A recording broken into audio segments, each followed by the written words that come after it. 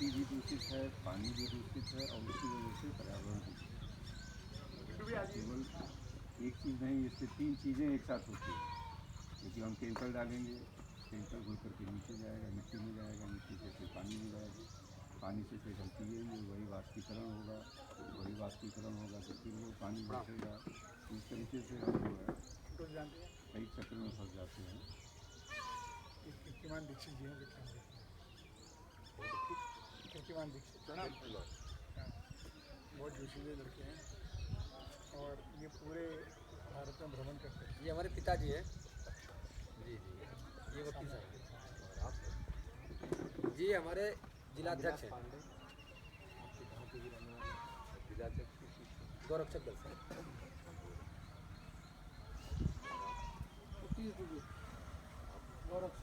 उपाध्यक्ष वो प्रभात कुमार मिश्रा हैं, संगठन मंत्री।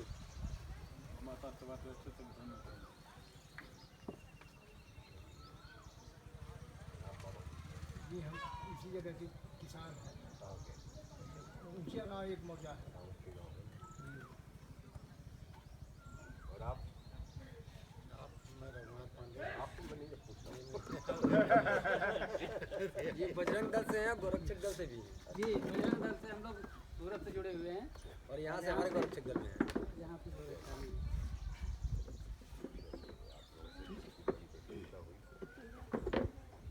लोग मिल के जब जाएँ यही तो यही जी, और ये एक आदमी का काम नहीं है जी सम्मिलित जब तक प्रयास नहीं होगा तब तक काम आगे नहीं बढ़ेगा। और सम्मिलित प्रयास में हम सब लोग मिल के जब तक नहीं करेंगे, हमारे भीतर से जब तक हमारी इच्छा नहीं होगी हमें ये करना है, तब तक सब कुछ नहीं होगा। और भीतर से इच्छा तो पैदा करनी पड़ेगी, हम करें करें करें करें। और जैसे राम राम कहना है तो राम राम एक बार कहने से नहीं होगा, एक बार कहना भी सफिशिएंट है, पर आप कहते रहिए तब उसका प्रभाव अलग होता है। इसलिए हमें काम करना है, सही काम करना है, ये हमारे खून में भर जाना चाहिए, हमारी सांस में बस जाना चाहिए, तब हम कुछ कर पाएंगे सही। और सही दिशा में करने का प्रयास करना पड़ेगा, हर दम मन में रखना पड़ेगा। और हमारे बीच में प्रोफेसर डॉक्टर राजेश तिवारी भी है। आप सर कुछ बोलना चाहेंगे?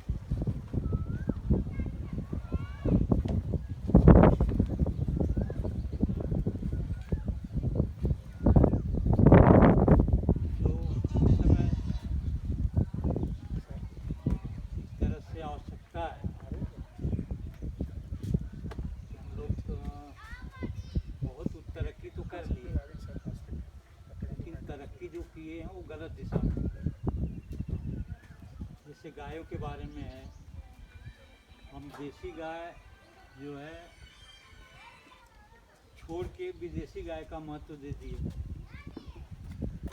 जो प्राकृतिक खाद है उसको छोड़ के हम लोग जो है रासायनिक खाद पे आ गए। स्वास्थ्य के क्षेत्र में भी जो है पहले जो आयुर्वेद के द्वारा चिकित्सा होती थी वो अब केमिकल के द्वारा शुरू हो गई, एलोपैथिक दवाएं इस्तेमाल होने लगी। वो एक करीब देश 75 साल हो गया आज़ाद होने, 15 अगस्त को हो जाएगा। अभी अमृत महोत्सव के रूप में मनाया जा रहा है 75 साल। तो पिछले सालों में हमने जो गलतियां की हैं उसको हमको सुधार करना है। और गायों में जो है, जो हमारी देसी नस्ल की गाय हैं, इनके दूध से ज़्यादा तो महत्व इनका मूत्र है। जो 18 तरह के न्यूट्रिएंट हैं सब मूत्र में पाए जाते हैं। अगर उसका हम इस्तेमाल दवाओं में इस्तेमाल करें, पोषण में करें, तो बहुत बड़ी से बड़ी बीमारी है। आप लोग देख रहे हैं कि इधर 30 साल पहले कैंसर बहुत कई लाख में एक आध लोगों को पाया जाता पानी है यहाँ, पानी है। ओ भैया, ओ बाबू, पानी है यहाँ। अब अभी कैंसर जो है आम बीमारी की तरह से हो गई। पानी बहुत और आहार का स्वास्थ्य में बहुत बड़ा रोल है। हम क्योंकि आयुष चिकित्सा से ही आते हैं और आज की Shri Durga ji homeopathy medical college में प्रोफेसर हैं। तो हम अगर गाय एक पाल लेते हैं, देसी गाय, और देसी गाय पाल लेते हैं तो हमारी कृषि भी सुधर जाएगी, हमारा स्वास्थ्य भी सुधर जाएगा। और जो गायें जो अपने तरफ से अध्ययन की बात हम कर रहे हैं, इसका तिरस्कार हुआ क्यों? तो वजह यही थी कि जब ये विदेशी गायें आ गई तो इनके अंदर प्रजनन क्षमता बहुत कम है और ये न ठंडा बर्दाश्त कर पाती हैं न गर्मी बर्दाश्त कर पाती हैं।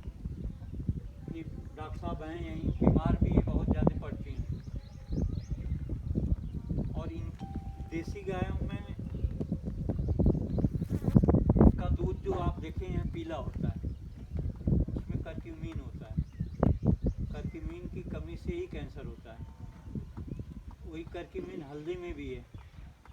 तो अगर हम देसी गाय का कुछ भी इस्तेमाल करते हैं, घी है, दूध है, गोबर है, मूत्र है, पंचगव्य में हमारे यहाँ था ही, लेकिन इधर 75 सालों में देश आज़ाद हुआ, हम चाहते तो हम उस अवस्था में जा पाते, लेकिन हमको गलत समझाया गया और ज़्यादा दूध के चक्कर में हम लोग विदेशी गायों को लाना शुरू कर दिया। अब हमको करना क्या होगा कि देसी गायों का संवर्धन करना होगा।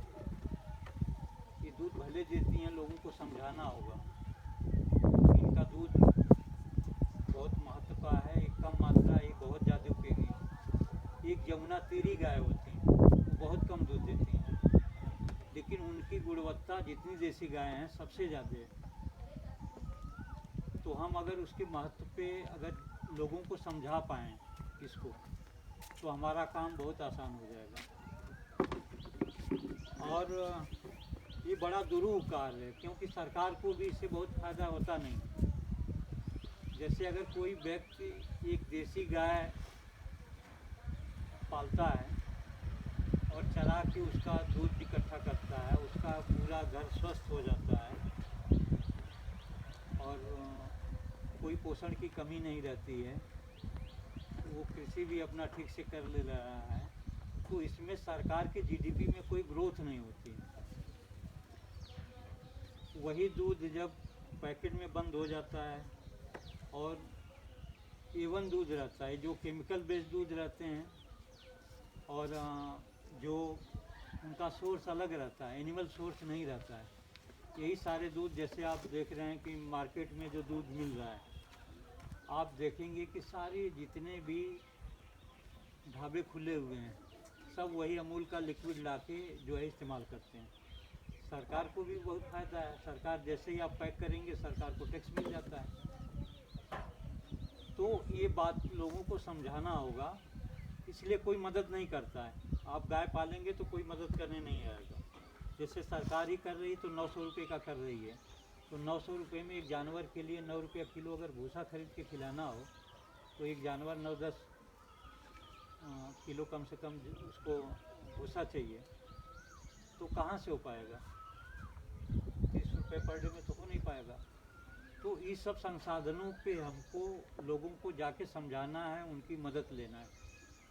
और ये अगर हम कर ले रहे हैं और गौशालाओं में अगर हम प्राकृतिक खाद बना के लोगों को समझा पाते हैं कि ये खाद यूरिया डाई और फास्फेट, सुपर फास्फेट, ये सब जो आप इस्तेमाल कर रहे हैं, उसके बदले आप कुछ ही थोड़ा सा ही अपने घर में जो सब्ज़ी बोते हैं वही इस्तेमाल कराइए। सब्ज़ी बहुत जल्दी 2-3 महीने में तैयार हो जाती हैं और उसका परिणाम भी देखा जा सकता है। तो ये सब अगर हम लोगों को समझा पाए तो हम ये काम जो है आसान हो जाएगा। और फिर जब उनसे आप मदद मांगने जाएंगे कि गौशाला में कुछ दीजिए, तो वो तुरंत देने के लिए तैयार हो जाएंगे। तो हमको ये काम करना है। और इसका प्रचार प्रसार जब कमीशन मिलता है तो सारे लोग करते हैं। जैसे मान लीजिए कोई दवा, मेरी दवा कंपनी बनाता है, तो उसको सरकार भी मदद देती है। अभी वैक्सीन बनाए, कितना रुपया सरकार ने एडवांस दिया कि आप वैक्सीन बनाइए। इसलिए दिया कि वैक्सीनेशन एक मात्रा आपके अंदर जो है प्रतिरोधक क्षमता तैयार करने की नहीं है। वैक्सीन उसका एक तरीका हो सकता है, लेकिन इसकी डिमांड पूरे देशों में है। 100 देशों ने खरीदा तो उस देश का पैसा हमारे देश में आया। ये बहुत बड़ी बात थी और एक मौका था। पहले यूरोप के देश ही ये धंधा कर पाते थे, अभी भारत भी ये धंधा कर पा रहा है। और हमारे वैक्सीन का बहुत एडवांस जो कंट्रियां हैं वो भी महत्व दी। और जितना उनका अगर 4000 का वैक्सीन है तो हमारा वैक्सीन कितना 250-300 का है, तो सस्ता भी है। तो एक GDP ये बढ़ाने का तरीका ये सब हो सकता है। इसके लिए सरकार भी क्योंकि उसकी बाध्यता है, इतने सरकारी कर्मचारियों को वेतन देना है, सड़क बनवाना है, बिजली बनवाना है, बहुत सारी चीज़ें जो आम और चीज़ें हैं, पानी की व्यवस्था करना है, आपके भोजन की व्यवस्था करना है, तो उसको ये सब वो करेगी। लेकिन ये सब जो चीज़ें हैं इसमें GDP का ग्रोथ नहीं होता है, उसको हम लोगों को अपने हाथ में लेना पड़ेगा, तभी कुछ काम संभव होगा। सरकार में कौन लोग हैं? हम ही लोग हैं। आप देखेंगे कि घर में 2 बच्चे हैं किसी के पास, तो जो सबसे कमाऊ बच्चा है उसी की कीमत होती है। और जो बच्चा भले अच्छा काम कर रहा हो और उसके पास अर्थ नहीं है, तो घर में क्या, पूरे मोहल्ले में क्या और पूरे देश में अर्थ की पूजा हो रही है, उसकी बात कोई सुनने वाला नहीं है। तो हम अगर ये सब चीज़ों को जाके लोगों में, हर लोगों को अगर समझा पाए, तभी हमारा काम आसान हो सकता है। तो हम चाहेंगे यही कि आप सभी लोग ये सब बातें पे भी थोड़ा ध्यान रखेंगे, और कोई सजेशन आप लोगों का है तो सबका स्वागत है। हमारे बीच में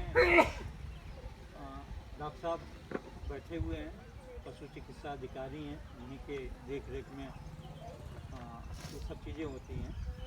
तो डॉक्टर जयप्रकाश जी से मैं चाहूँगा कि देसी और विदेशी गायें पहचाने कैसे,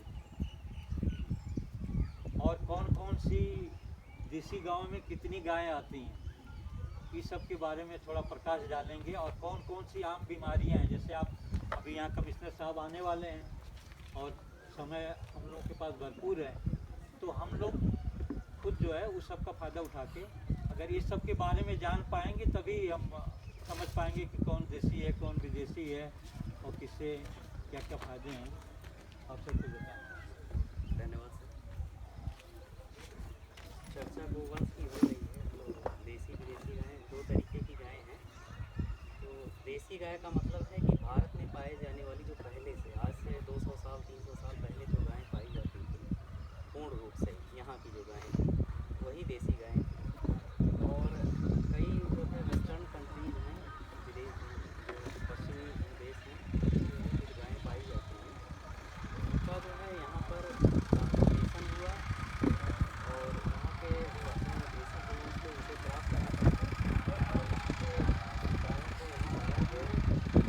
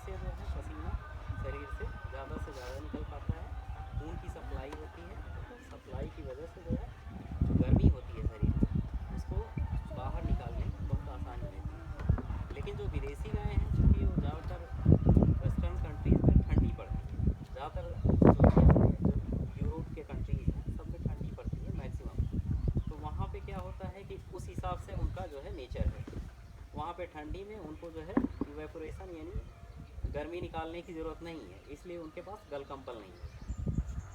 अपने यहाँ के जानवरों में गर्मी पड़ने की वजह से गल कंबल ये जो है प्राकृतिक रूप से जो है ये नेचर ने बनाया है उनके लिए।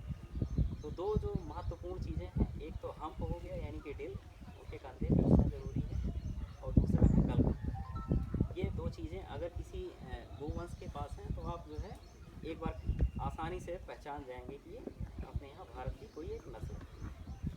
और अगर ये दोनों चीज़ें नहीं, एकदम सपाट है, पूरा डिल नहीं है और गल कंबल भी नहीं है, पूरा गर्दन एकदम पतली है, तो ये समझ जाइए कि ये विदेशी गोवंश है या उसका कोई क्रॉस है। भारत में जो है देसी गायें जो है, जो भारत सरकार ने पहचान की है, जो एकदम पहचान की है कि 30 नस्ल जो है गाय की एकदम शुद्ध रूप में है, उपलब्ध है। और भी क्रॉस करके जैसे हरियाणा हो गया, साहिवाल, दोनों का क्रॉस, मिक्सचर, इस तरीके से तो बहुत नस्ल है, लेकिन 30 नस्ल जो है भारत की वो एकदम ब्रीडेबल कैरेक्टर है, उनको आप अलग अलग करके इसको पहचान सकते हैं। जिसमें से 3 तरीके से उनको बांटा गया है। जो भारत की गोवंश की नस्लें हैं उनको 3 तरीके से बांटा गया है।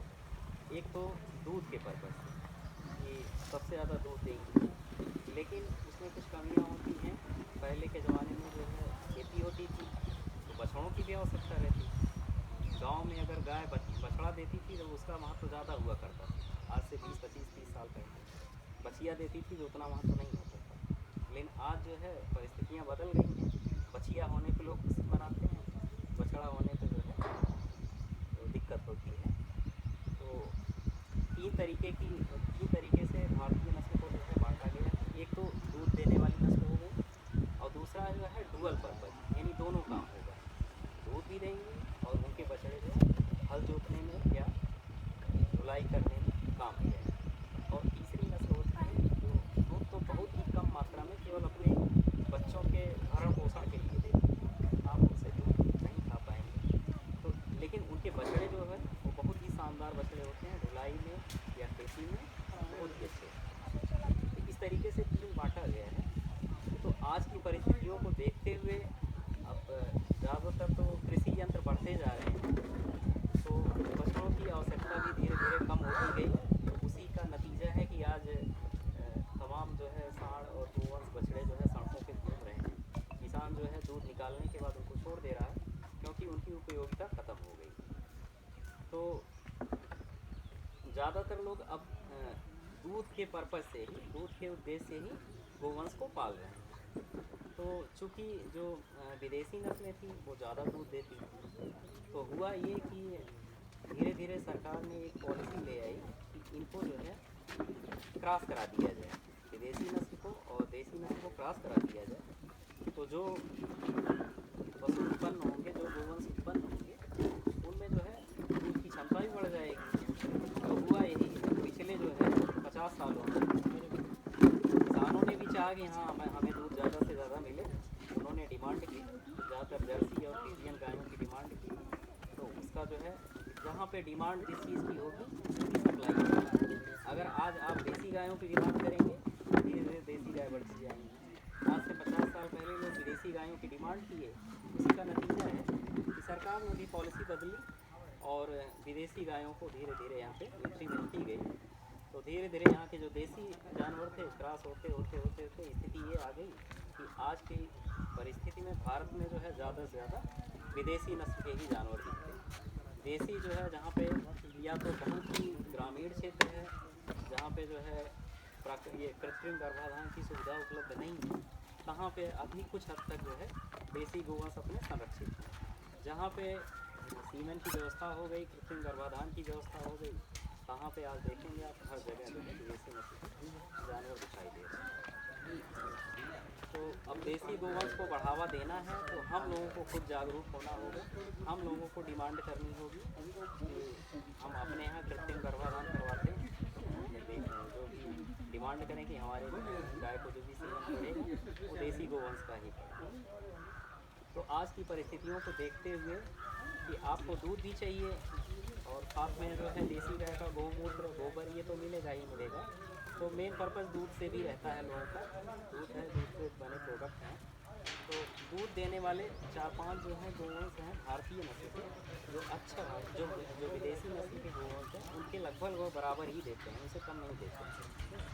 ब्राज़ील एक देश है जो है भारत से एक गाय होती है, गिर प्रजाति की गाय होती है, वो वहाँ पर ले गए अपने यहाँ।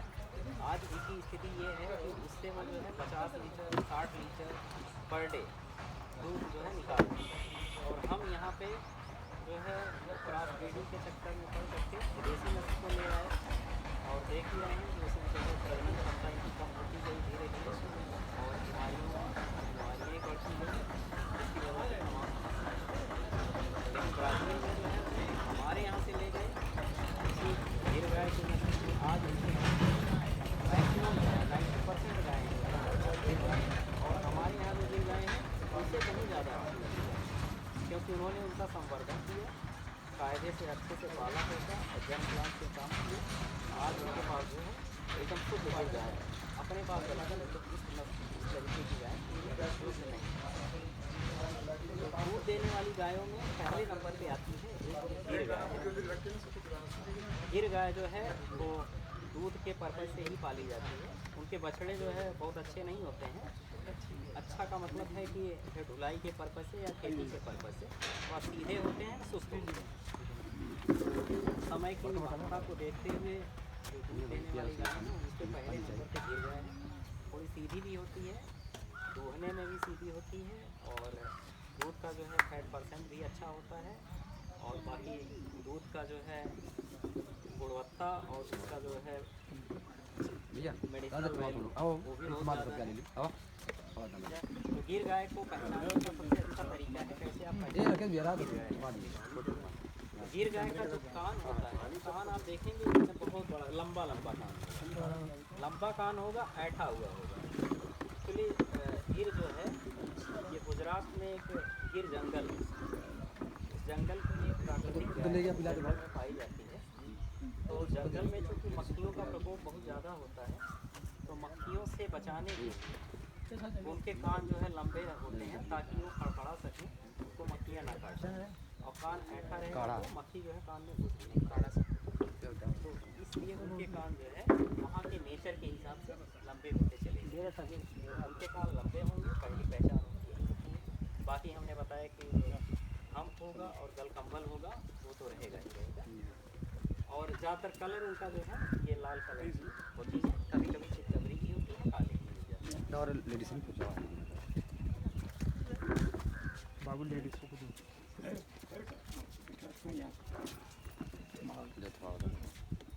आप प्रोफेसर डॉक्टर राजेंद्र राजपूत जी ने दुर्गा जी मेडिकल कॉलेज चंदेश्वर के प्रिंसिपल प्लस विकल्प संस्था के अध्यक्ष और Indian institute of school psychology के उत्तर प्रदेश के कन्वीनर। बहुत बहुत 10 किलोमीटर की दूरी पर रहेगा शायद ही बाबा जी बैठा बैठा बैठा बैठा लगभग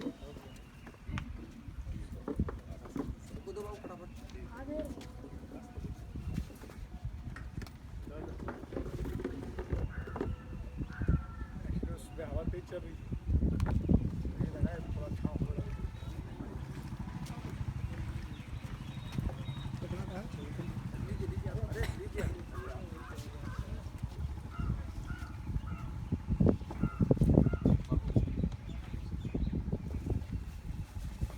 लिया बेटा लिया।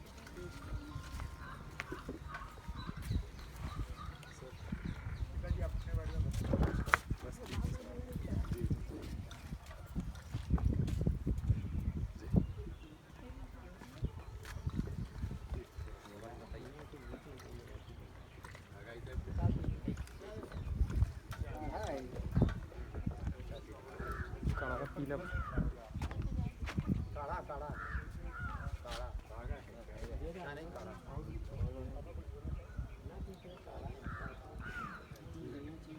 बोलिए आप भी। पिंटू जी आप बोलिए, आपको सब लोग सुनना चाहेंगे। बहुत मेहनत करते हैं, मेन जगह से आजमगढ़ फिर कहाँ कहाँ भागते रहते हैं।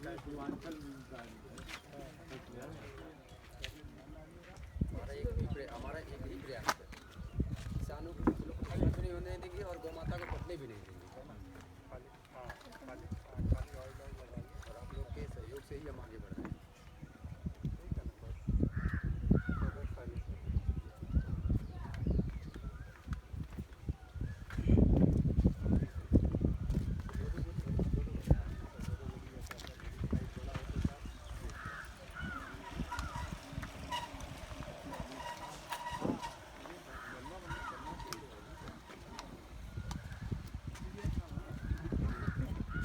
प्रमोद हवा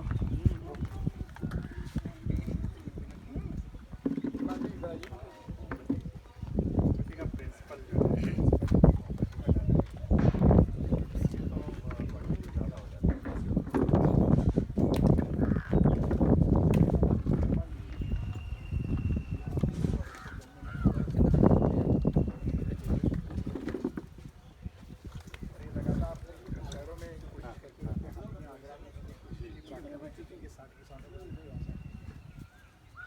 चलो उधर का मैं देख लेता हूँ सर, एक प्रोग्राम में हूँ एक आध घंटे फ्री होता हूँ।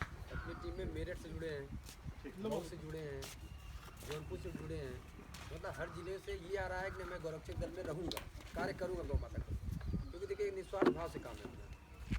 गौ माता में 33 कोटि देवता आते हैं, इससे अच्छा हम गौ माता की क्यों ना सेवा करें। हमारा एक यही लक्ष्य है मैं भी कुछ कि गौ माता को हम कोई भी तकलीफ नहीं होने देंगे।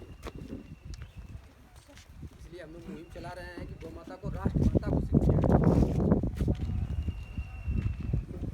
माता घोषित हो जाएंगी, जब तक पशु रहेंगी तब तक कटेगी, ये लॉ में लिखा है। लेकिन जब वो गौ माता घोषित हो जाएंगी राष्ट्रमाता, उनको तो कटना तो दूर नामुमकिन, उनको छूना तक नामुमकिन है। ऐसा नहीं हो सकता।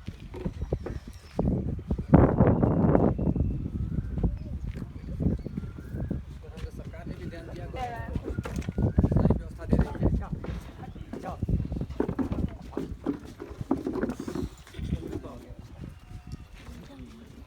हमारा आपका सबका उद्देश्य एक ही है, गौ रक्षा, गौ संवर्धन। कैसे होगा हम सबको मिलकर सोचना, इसीलिए यहाँ मीटिंग बुलाई गई है। कुछ देर में कमिश्नर साहब भी आ जाएंगे, वो भी बताएंगे। वो जो कहते हैं गो भक्त, वास्तव में गो भक्त हैं। को सबसे बड़ी ताकत मिल रही है इस संस्था में।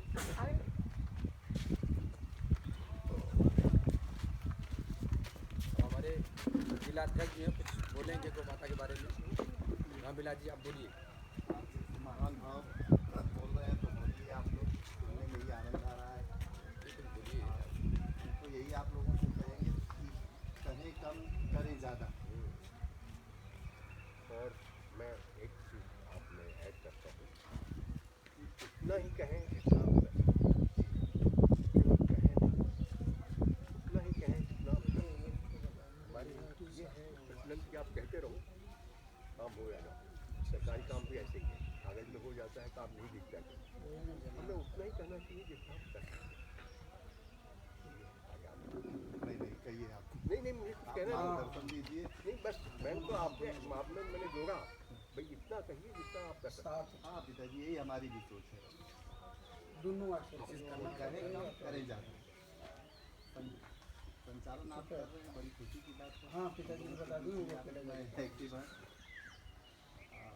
आपके एक्टिव होने के कारण ही हम लोग 40 किलोमीटर दूर से आपके साथ इतनी भारी संख्या में आए। आप आए, जितना शब्द बोले उतने शब्द का कोई तोड़ नहीं है, एकदम ब्रह्मवाद है जितना आपका सब। वो ब्रह्मवाणी वाला शब्द आपको।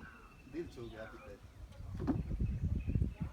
हम भगवान से यही प्रार्थना करेंगे कि थोड़ी आप और दीर्घायु हो, लोगों में कुछ देते रहें, बस और क्या।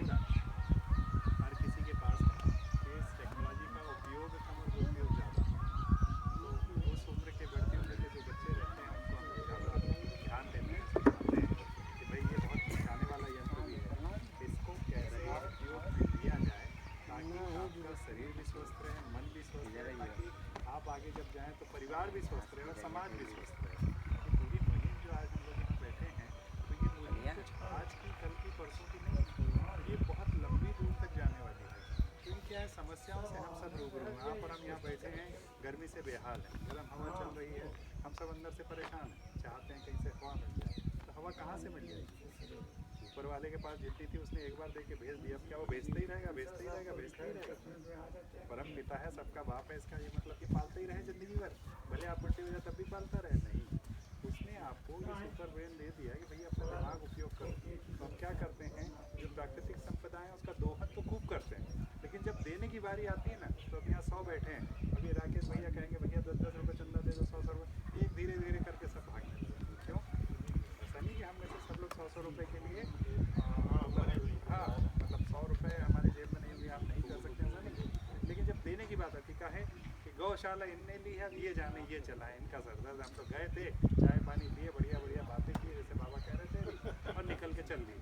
तो ये सामूहिक जिम्मेदारी है, क्योंकि हवा आपको सब कुछ चाहिए, और ठंडी हवा चाहिए, गर्मी सूरज की नहीं चाहिए, पानी पूरा चाहिए, फसल अच्छी चाहिए सब, देना कुछ नहीं।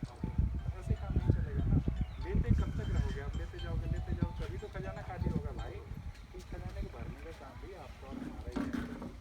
अब जहाँ तक पशुधन की बात है, पशुधन धीरे धीरे गायब हो रहा है, उसके बजाय पेट्रोल धन, डीजल धन आ रहा है, ट्रैक्टर सबके घर में, थ्रेशर मशीन सबके घर में। लेकिन बैल रखने के लिए बोलते तो लोग भी जान से निकल रहे हैं, क्या उनके पीछे चारा कौन लाएगा? गौ की तो बात बड़ी गौर की, ठीक है। तो गौ को भी पालेंगे तो गौ के जो पंचगव्य निकलते हैं वो सब बहुत अच्छे हैं।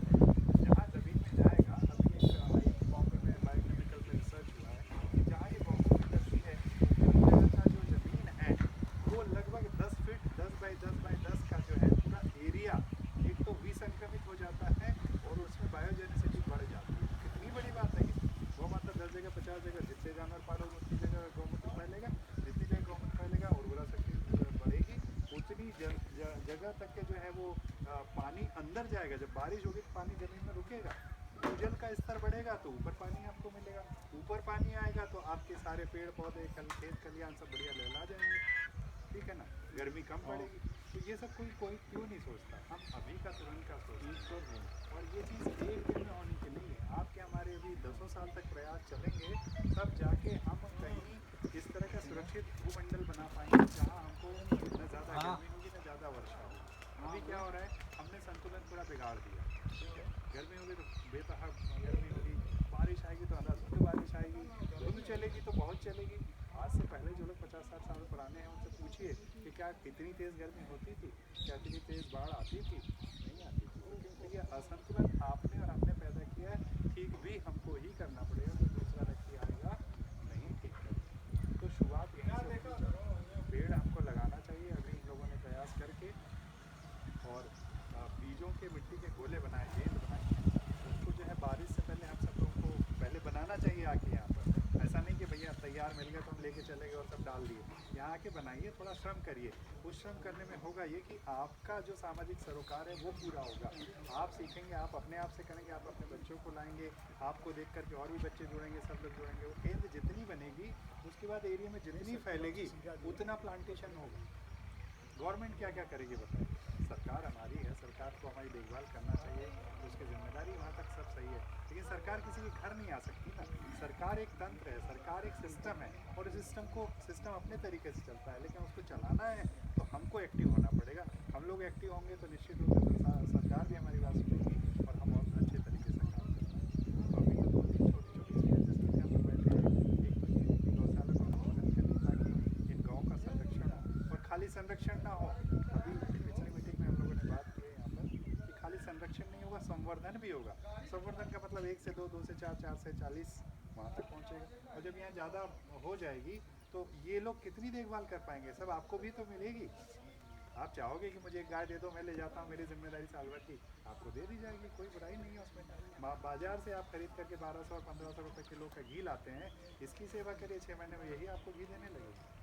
तो पशु चिकित्सक आए थे, उनसे हमारी बात हुई, उन्होंने कहा सर इन सारी गायों को 3 महीने मुझे दीजिए, सबको टंच कर दूंगा तो सब रेडी हो जाएंगे। तो ऐसा नहीं है, व्यवस्थाएं करेंगे अपन तो अपने को इसका फल भी मिलेगा, ऐसा नहीं। लेकिन फल तुरंत नहीं मिलता, ये आप सब जानते हैं। ऋतु आए तरुवर फले, बात सुनी है ना हमने। तो वो बगैर उसके नहीं, उसके पहले खाद बीज पानी सब कुछ डालना है। और उस पौधे को बड़ा करना, तभी उसमें फल लगेगा। और जब फल लगेगा तो सिर्फ हम नहीं, हमारी कई पुश्तें आनंद लेगी और आपको आशीर्वाद भी देगी और कहेगी कि हमारे पूर्वज कितने दूरदर्शी थे कि उन्होंने ऐसा काम किया। तो कुछ कम से कम हमारी आने वाली जनरेशन के लिए हमको इतना तो करना ही चाहिए। रोजी रोटी सबकी लगी, ज़िंदगी सबकी है, सुख दुख सबकी ज़िंदगी में है, लेकिन यदि उसमें से भी थोड़ा सा समय निकाल करके इन सब कामों में देंगे तो निश्चित रूप से अब मरने के बाद कहाँ जाते हैं क्या मिलता नहीं पता, लेकिन जो भारतीय संस्कृति वो तो यही कहती है कि जो कर्म यहाँ किया है उसका सारा फल ऊपर जमा होकर के मिलेगा। मिलेगा मिलेगा नहीं मिलेगा, लेकिन कम से कम हम अपने बच्चों को, अपने बाद में आने वाली पीढ़ियों को ऐसी जगह तो छोड़ जाएंगे जो रहने के लिए स्वस्थ हो, पीने के लिए शुद्ध पानी हो। आज के समय में हमारा जो भूजल का स्तर है बहुत अच्छा नहीं रह गया, वो जो पानी हो पीने योग्य बचा नहीं है, बहुत सारी जगहों पर नहीं बचा है और वही हम पीते हैं। और मैं यहाँ जहाँ अस्पताल में बैठा हूँ कम से कम 200 से 250 मरीज रोज़ देखता हूँ मैं। ज़्यादातर को पेट की प्रॉब्लम, गैस बनना तो बहुत ही आम बात है, सुबह लैट्रिन नहीं होना बड़ी आम बात है, डकारे आना बड़ी आम बात है, पेट फूल पाना बड़ी आम। क्यों हो रहा है ऐसा? ये जो पानी है आपका ये बहुत जिम्मेदार है। आपने तो कभी अपने घर का पानी टेस्ट कराया नहीं होगा, जाँच कराई कभी नहीं कराई, क्योंकि आप तो ये मान के चलते हो ज़मीन का पानी सबसे बढ़िया, अच्छा बोरिंग वाटर बहुत अच्छा है, लेकिन वो बहुत अच्छा बचा नहीं है। अंदर जो बायोकेमिकल चेंजेस हुए हैं उसकी वजह से उसमें ऐसे तत्व आ गए कि आप खाते हैं तो आपके खाने को हजम नहीं हो जाएगा, आपके शरीर में कहीं खुजली होती रहेगी, कहीं बाल झड़ेंगे, कहीं आपको नींद नहीं आएगी, दांत झड़ना, दांतों में दर्द, पानी सोचता ही नहीं। तो पानी अशुद्ध कैसे हुआ? पानी अशुद्ध ऐसे ही हुआ कि हमने भूजल का दोहन इतना किया कि नीचे पीने लायक ठीक से बचा नहीं, तो जो भी कचरा पचरा है वो सब आता रहता है और उसमें जो बैक्टीरिया वायरस है वो सारे मिल के आपके शरीर में आते हैं। यदि मैं 100 पेशेंट देखता हूँ तो उसमें 60 से 70 मरीज जो है पेट की शिकायत में आती है, लेट्रिन साफ नहीं होती, खट्टी डकारें आती हैं, भूख नहीं लगती है, यही सब चीज़ें होती है पानी की वजह से। तो वही तो एक पानी के बगैर तो आप जिंदा नहीं रह सकते, है ना? तो उस पानी को शुद्ध करने का भी यही तरीका है जो अपन लोग कर रहे हैं। पेड़ बढ़िया लगाइए, गौ माता को बढ़ाइए ताकि उसके जितने भी उत्पाद रहेंगे वो सब हमारे शरीर को, हमारे मन को, हमारी आत्मा को के लिए बहुत बढ़िया। यहाँ से गोबर का कंडा ले जाइए, वैसे ही जला लीजिए, उस पर 2 बूंद घी डालिए, उसमें जो है कपूर थोड़ा सा डाल दीजिए, उसमें लौंग थोड़ा सा डाल दीजिए, पूरा घर महक जाएगा। पूरा घर से उसमें जो धुआं निकलता है उसकी सांस आप लेंगे तो फेफड़े की बीमारी कभी नहीं होगी, फेफड़े हमेशा मजबूत है। तो हमारे ये अग्निहोत्र क्या था? यही तो है, अग्नि में होम करना अग्निहोत्र है, और क्या है? तो चावल के दाने ले लीजिए, घर में जो जो चीज़ें आप डाल सकते हैं वो सब डाल दीजिए, तो उसका जो धुआं निकलेगा आपको सांस रोक को बनाएगा, आँखों की ज्योति बनाएगा। आज जगह जगह से बच्चों को मैं देखता हूँ चश्मा लग गया, जिसे क्यों लग गया भाई? क्यों लग गया? खाने में कमी है ना, एलिमेंट्स नहीं है, न्यूट्रिशन नहीं है, मिनरल्स नहीं है, उसमें एसेंशियल एमिनो एसिड्स नहीं है, ये सब कहाँ से आएगा? फर्टिलाइजर से तो नहीं आएगा। अब क्या करें, फर्टिलाइजर से पैदावार तो बढ़ा ले रहे हो, लेकिन जो उर्वरा शक्ति बढ़ रही है लेकिन उसमें न्यूट्रिएंट तो खत्म हो जा रहा है। तो वो जो केमिकल शरीर में आ रहा है वो कहाँ जाएगा? आप 40 से 45-50 साल की उम्र के कोई भी आदमी देख लीजिए, कहते हैं साहब ये हाथ में झुनझुनी आने लगी, पैर में झुनझुनी आने लगी, या पिंडियों में दर्द होने लगा, कमर में दर्द होने, क्यों होने लगा? हमारे बाप दादों पे तो नहीं हुआ था कभी। 80 साल तक के बिल्कुल टनाटन से सारा काम करते थे। आप जब जैसा खाओगे तो वैसा, जैसा खाओ अन्न वैसा हो मन, और मन क्या शरीर भी वैसे ही होगा ना, क्योंकि जो खाते हो तो सुबह लैट्रिन से निकल जाता है, लेकिन जो 12 घंटे 18 घंटे पेट में रहता तो वो अवशोषित तो वही होता है ना शरीर में। तो सोखने की जो क्षमता है आंतों में, तो जो डालोगे अंदर वही होगा। चाय डालोगे चाय का भी वही करेगा, समोसा डालोगे समोसा का भी वही करेगा। और वो काका गुरु और कौन कौन खाते हो आप ऐसा 10 मिनट तक खिला के, क्या खाते हो आप? वो डालोगे तो वो उसको भी वो खींचेगा। तो खून में अशुद्धि हो रही है ना, और फिर आप डॉक्टर के पास दौड़ते हो, क्योंकि आपको कोई ये कह दे कि सुबह उठ के ये काम कर लो, त्रिफला चूर्ण खा लो, आधा गिलास पानी पी लो, 1 गिलास 1-1.5 लोटा पानी पी लो, और तांबे के बर्तन में रख के पी लो, ये सब नहीं होता। अब क्या झंझट ना करो, आप तो गोली दिलवा दो, कहाँ जा रहे हो दवा लेने? वो घंटा भर लाइन लगा के खड़े रहते हो, नंबर लगाया सुबह से, तो ये इलाज नहीं है। एलोपैथी का इलाज ठीक है, दिमाग में किया जाता है, लेकिन इमरजेंसी का इलाज है एलोपैथी। सही इलाज है प्राकृतिक। प्राकृतिक का मतलब हो गया हवा, मिट्टी, पानी और ये सारी औषधियाँ। बस अब आपका शरीर फूलता है, आपको शरीर में सूजन होती है, हम कहें कि यहाँ की काली मिट्टी ले जाइए बढ़िया, उसको लपेट करके दिन में 3 बार 4 बार रखिए, कोई नहीं रखता। हाँ, काली मिट्टी से अरे अब तो डव चाहिए, तो आपको तो वो क्या चाहिए, कौन सा आता है, हेयर एंड शोल्डर चाहिए, जबकि टफ क्लियर नहीं करता बॉडी, कुछ नहीं करता सर, चिपचिपा रहता है वो, पूरा केमिकल छोड़ देता। बोलते हैं आजमगढ़ आ रही तभी साफ होगा। अरे वो वाला कौन समझता है बनारस से लिपस्टिक से लेकर के बाल धुलने तक के सब जगह केमिकल भरा हुआ है, इससे कैंसर होता है। मैं यही विषय पढ़ाता हूँ, मैं इसी विषय का प्रोफेसर हूँ कम्युनिटी मेडिसिन का। हम यही बताते हैं कि ये जो क्या ये बना है इसमें लगभग 23 केमिकल लगे हुए हैं आपके, रोज चाट रहे हो मुंह में जा रहा है पूरा केमिकल, और पेट का कैंसर हो जाएगा पता नहीं चला, और फिर आप कहते हो कैंसर बहुत बढ़ रहा है। तो यही सब चीज़ें हैं। हाँ, बंद कर दीजिए, मुंह मत छुपाइए। लगाना करिए बंद, है ना। देसी गुड़ लीजिए 10 ग्राम 15 ग्राम, सुबह 1 गिलास पानी में घोलिए बढ़िया मटके के पानी से, और बढ़िया पी जाइए, ओट वैसे ही लाल हो जाएंगे, लाली लगाने की जरूरत नहीं पड़ती। प्रिंसिपल साहब, एक हमारा छोटा सा लड़की है, इंग्लिश स्कूल में क्या पढ़ रही थी, छोटा सा था, क्या उसे मालूम है प्रिंसिपल साहब ने प्रिंसिपल साहिबा सर जरा अच्छा प्रिंसिपल साहिबा आई, क्या हुआ बेटा, खड़े हो जाओ। प्रिंसिपल साहब, मैडम साहब, क्या हमारे में क्या सोचिए थे बेटा, बड़ी क्या बात, ये थे किस दे दे तू तो हमारो न लाल हो। वाह वाह वाह वाह। अब बताइए इस चीज को कि अगर हम उससे थोड़ा उसे लें तो बहुत बड़ी चीज उसने कहा, अगर उसे किया जाए तो ये काम पहले नहीं था। देखिए सर, उधर ने दिया ये भी अखरोट की छाल है, थोड़ा सा दातुन करी पूरा ओठ लाल 24 घंटे लाली रहेगी। श्रीनगर में लोग अखरोट की छाली होती है, हाँ उसको रगड़ना ही है, खाली दातुन जैसे करिए हल्का सा, हाँ 24 घंटे आपका ओठ मैं बिल्कुल तो लाली कहता हूँ प्राकृतिक रूप से आपके इतने लाल हो जाएंगे, आप व्यवस्था तो करिए, नीम का बबूल का दातुन करिए, नीम बबूल का दातुन करिए, आंवला खाइए, आंवला खाइए, गुड़ सुबह सुबह पीजिए, सब लाल हो जाएंगे। अरे पहले ना पूरा शरीर लाल हो जाएगा, कहाँ लिप्स की बात कर रहे हैं, सब लाल, वजन घट जाएगा, इतना सारा जो आजू बाजू में सब हो रहा है। मिश्रा जी कौन सा लिपस्टिक से पूरा चेहरा लाल ठीक है, बताइए पूरे के पूरे लाल। पूरा शरीर है लाल। तो जितना प्रकृति की तरफ जाएंगे बहुत सारी चीज़ों से बचे रहेंगे, और जितना ज़्यादा केमिकल पे हम जाएंगे उतना शरीर खराब होगा कुछ, ठीक है। और डॉक्टर, माफ़ी चाहता हूँ कि हम लोग की जो है तनख्वाह और रोजी रोटी उसी से चलती है, लेकिन डॉक्टर आजकल करता यही कि आपको बीमार होने के तरीके ज़्यादा जी, ठीक होने के तरीके नहीं, क्या करें, मजबूरी। भाई हम डॉक्टर हैं, पैदल आएंगे तो आप, नहीं सुनिए, हम डॉक्टर हैं, पैदल आएंगे तो आप ही कहें काहे का डॉक्टर है, तो उसके बाद गाड़ी तक नहीं, तो बड़का गाड़ी चाहिए, बड़का अस्पताल चाहिए, सब ठीक ठाक चाहिए कि नहीं। अब ना उठेंगे तो लाएंगे कहाँ से, एक मशीन जो है 5-5, 6-6, 10-10 लाख का आता है, तो कहाँ से लाएंगे।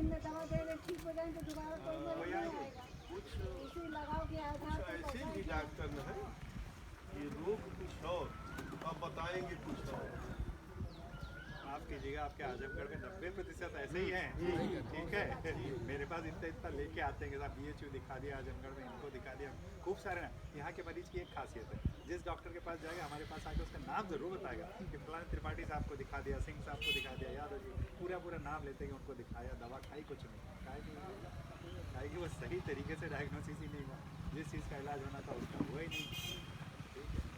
चलिए, तो बातें बहुत है करने को, लेकिन मेन बात ये है कि इन सब के लिए हमारा शरीर है तो हम जिम्मेदार हैं, ठीक है। बीमार यदि पड़ते हैं, हमारा शरीर पड़ता है तो उसको ठीक करना भी हमारा ही काम है ना।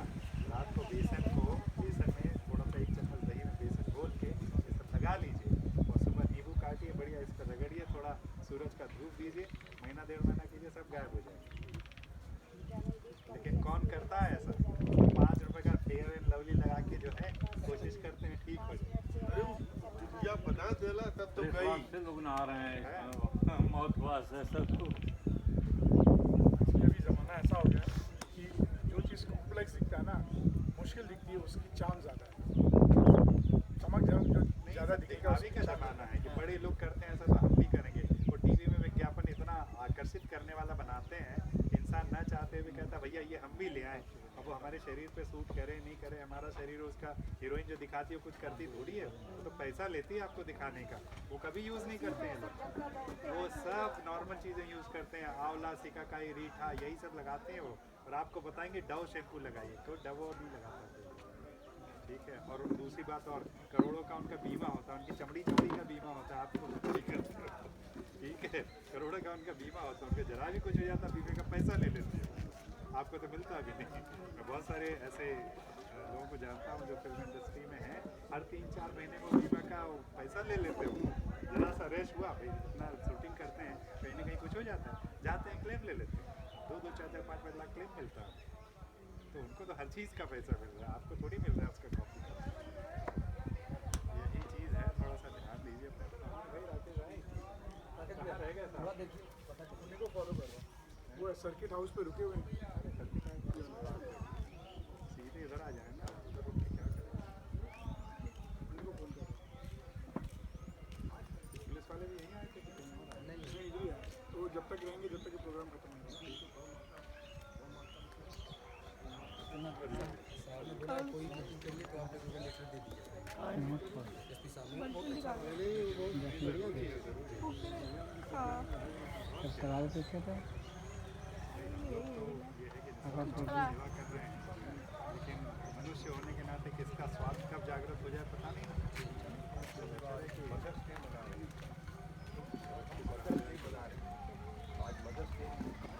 तिवारी जी, स्वास्थ्य रक्षण से कुछ बोलिए, आप तो बहुत बढ़िया बोलिए, जब तक आप बोलिए गौ माता सती माता है, एक बार मदद डे मना रहे हैं, दोहरा गया। अच्छा बताइए, बढ़िया क्या खाएं क्या नहीं, कम खाएं। आप लोगों का एक बार पुनः स्वागत है।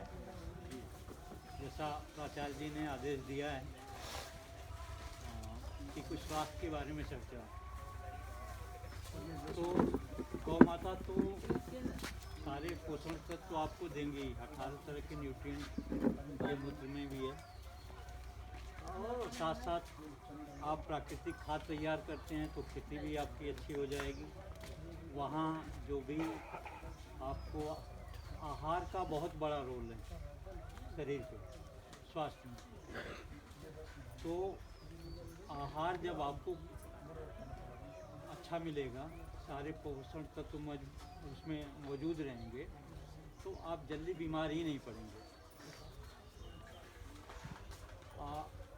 एक क्या दिनचर्या होना चाहिए उसके बारे में हम कुछ आपको बताना चाहेंगे। सुबह जब आप शुरुआत करते हैं तो सो के जैसे ही उठते हैं, नित्य क्रिया करके, मतलब यूरिन पास करके पेशाब करने के बाद बैठ के अगर पानी पीते हैं तो उसका बड़ा महत्व है। और पानी हम कैसे पिए, पीने का तरीका जो है घूंट घूंट करके पीना चाहिए। एक घूंट हम पानी लेते हैं अंदर, तो उसको पूरा घुमा के तब अंदर लेते हैं, तो उसमें जो सलाइवा के साथ बहुत सारी चीज़ें जो है आपके अंदर वो छारी होता है सलाइवा, और आपका ब्लड भी थोड़ा अल्कली है। तो जब आप पानी जो पीते हैं वो अल्कली बन के जब आपके अंदर जाता है तो बहुत सारी बीमारियों को भी दूर करता है, उससे शौच साफ होगी। फिर इसके बाद आपको कुछ जो है एक्सरसाइज करनी चाहिए। तो घर में आप सारे लोग हैं, हाँ पानी तो पीना चाहिए, पानी गर्म पीना चाहिए सुबह। पानी देखिए, पानी आप गर्मियों में तो जैसे मटके का पानी होता है वो अगर इस्तेमाल करें तो ज़्यादा अच्छा है। और जाड़े के दिन में आप सुबह हल्का गर्म पानी पिए तो अच्छा है। आपका बॉडी जो टेम्परेचर होता है उस तरह का पानी पिए तो कोई बात नहीं है, लेकिन आप देखेंगे कि गर्म अब आप पानी पीते हैं। जैसे आंतों की सफाई है, आप घर में चाहे आप एक कपड़ा साफ़ करना है, हल्का गर्म पानी में साफ़ करेंगे तो कम साफ लगेगा, और ठंडा पानी में अगर कपड़ा धोएंगे तो ज़्यादा साबुन लगेगा। तो आँख की पूरी सफाई हो जाती है। हल्का अगर गर्म पानी आप पीते हैं तो सुबह का पानी आप हल्का गर्म पी सकते हैं। इसके बाद जो है अच्छा पानी कौन सा पिए, ये बहुत बड़ा महत्व की बात है। पहले हम लोग कुएँ का पानी इस्तेमाल करते थे तो उसका सरफेस टेंशन कम होता है। जैसे आप लोटा भी देखेंगे तो गोल होता है, गिलास भी गोल होती है, तो पानी जब उसमें रखा जाता है तो उसका घड़ा भी गोल होता है, तो उसका सरफेस टेंशन कम हो जाता है। तो वो पानी हमारे बहुत महत्व का है। अब पानियों में जो प्रकृति का स्रोत है, जैसे झरने का पानी, वो क्या लगता है? पहाड़ में जो पानी स्टोर है, वो पानी में बहुत ही अच्छा है। उसमें जो भी न्यूट्रिएंट चाहिए, सब मिनरल चाहिए, वो पानी में मौजूद रहता है। इसके बाद जो अगर हम घर में अगर ये जो बरसात होती है, बारिश का पानी है, पहले बारिश का पानी जो पहला होता है उसको छोड़ के उसमें बहुत सारे जो हम प्रदूषित कर लिए हैं पूरे वायुमंडल को, तो वो पानी थोड़ा ख़राब होता है। लेकिन उसके बाद वाला पानी हम स्टोर करें तो करके अगर इस्तेमाल करें तो सबसे अच्छा पानी है। कुएं का पानी भी बहुत अच्छा है। और जब हम लोग आरओ से उसको फिल्टर करके पानी लेते हैं, गंदा पानी, तो पानी साफ़ तो होता है लेकिन बहुत सारे न्यूट्रिएंट जो आपकी ज़रूरत की चीज़ें हैं वो सब जो है बाहर निकल जाती हैं। और फिर आपको बाहर से विटामिन 1, विटामिन बी, विटामिन 12, इसके बाद विटामिन डी, कैल्शियम, ये सब कुछ बाहर से खरीदना पड़ता है। तो आप पानी अगर ठीक से पिए तो बहुत सारी बीमारियां आपको पानी से नहीं जाएंगी। फिर पानी कितना पीना चाहिए, जैसे आपका बॉडी वेट 70 किलो है तो उसमें 2 माइनस कर दीजिए, कम से कम 5 लीटर आपको पानी पीना चाहिए। गर्मी में इससे ज़्यादा भी हो सकता है, जाड़े में इससे कम हो सकता है। 24 घंटे में आप कोशिश यही करिए कि पानी जो है इतना पानी हमको पीना है। पानी कुछ अब ज़्यादा भी पी लेते हैं तो कोई दिक्कत नहीं है। हमारा गुर्दा इस तरह का बना हुआ है कि जो ज़रूरत की चीज़ें आपको है वो लेगा, और जो ज़रूरत की चीज़ें नहीं हैं, आज मेडिकल साइंस वहाँ तक नहीं पहुँच पाई है कि सेलेक्टिव एग्जॉर्प्शन किस तरह से होता है। तो वो जो ज़रूरत की चीज़ें नहीं हैं वो खुद बाहर से निकाल देगी। तो हम पानी पीने का तरीका आप लोग एक तरह से हमने बता ही दिया है। और पानी खाने के कम से कम 1 घंटे बाद लेना चाहिए, इसका हम ध्यान नहीं देते। हम करते क्या है कि खाना और पानी दोनों मिक्स करके लेते हैं। आपको अगर पानी पीना है तो कम से कम 48 मिनट पहले ही पी लीजिए, भोजन लेने से पहले। तो उतने टाइम में गुर्दा आपको धीरे धीरे यूरिन बन के जो यूरिनरी ब्लेडर है उसमें आपके साथ की थैली में आ जाता है, तो वो कोई नुकसान नहीं है। फिर आप जब खाना खा लें तो उसके बाद 1 घंटे बाद पानी पीना चाहिए। अगर मान लीजिए बीच में निगलने में दिक्कत हो रही है तो 1 घूंट पानी पी लीजिए। अगर इस तरह से पानी पीने का तरीका ही आप इस्तेमाल करते हैं, और भोजन कम से कम आपको 12 घंटे में लें तो ज़्यादा अच्छा है। सुबह अगर 7 बजे शुरू करते हैं तो शाम को 7 बजे तक भोजन ले लेना चाहिए। और 12 घंटे अगर पानी पे रहते हैं तो आप ठीक से भोजन पचेगा।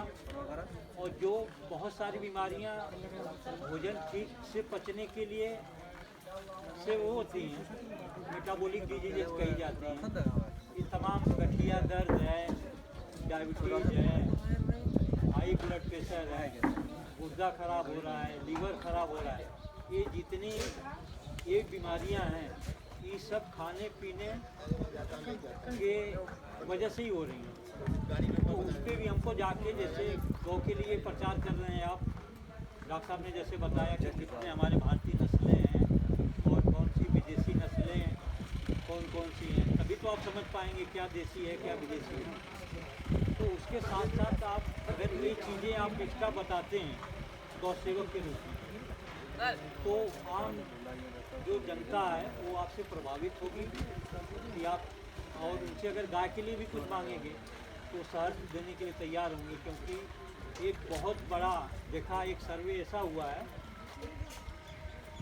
कि अंग्रेजी दवाओं ने जितना रोग ठीक नहीं किया, उससे उन्हीं लोगों का रिसर्च है कि उससे ज़्यादा रोगों को बढ़ा दिया। आप देखेंगे कि जब आप जैसे वजन ही आप प्राकृतिक खाना अगर और सही पानी पीने का तरीका अगर इस्तेमाल करते हैं तो किसी का वेट नहीं, वजन नहीं बढ़ेगा। और आप देखेंगे कि गांव में बहुत सारे लोग काफ़ी वजन के हैं, तो वजन अकेले ही नहीं बढ़ता है। वजन जैसे ही बढ़ेगा वो हाई ब्लड प्रेशर लेके आएगा, कुछ हाई ब्लड प्रेशर रहने के बाद फिर आपको डायबिटीज होगी, फिर आपको जो ज्वाइंट की डिजीज हैं, रिमेटॉइड, ऑस्टियोआर्थराइटिस, ये सब बहुत सारी बीमारियों को लेके आता है। और वहीं अगर प्राकृतिक खाना खाते हैं, प्राकृतिक दवाओं का इस्तेमाल करते हैं तो ये सारी बीमारियां एक साथ ठीक होती हैं। और जबकि मॉडर्न मेडिसिन में कई डॉक्टरों को आपको पकड़ना पड़ेगा, एक एक डॉक्टर के पास जाएंगे, 7-8, 8-8 तरह की दवा देते हैं, तो आप 30-32 तरह की दवाएं अगर इस्तेमाल करते हैं तब रोग आपको कंट्रोल रहेगा। वो भी एक दूसरे का ड्रग इंट्रैक्शन है, इसके साथ वो नहीं चलता, उसके साथ वो नहीं चलता, बहुत सारे साइड इफेक्ट हैं। तो उससे अगर बचना है आपको तो ये जो प्राकृतिक तरीका है खाने पीने का, यही इस्तेमाल करना है। और सुबह 2 घंटे की एक्सरसाइज बहुत ज़रूरी है।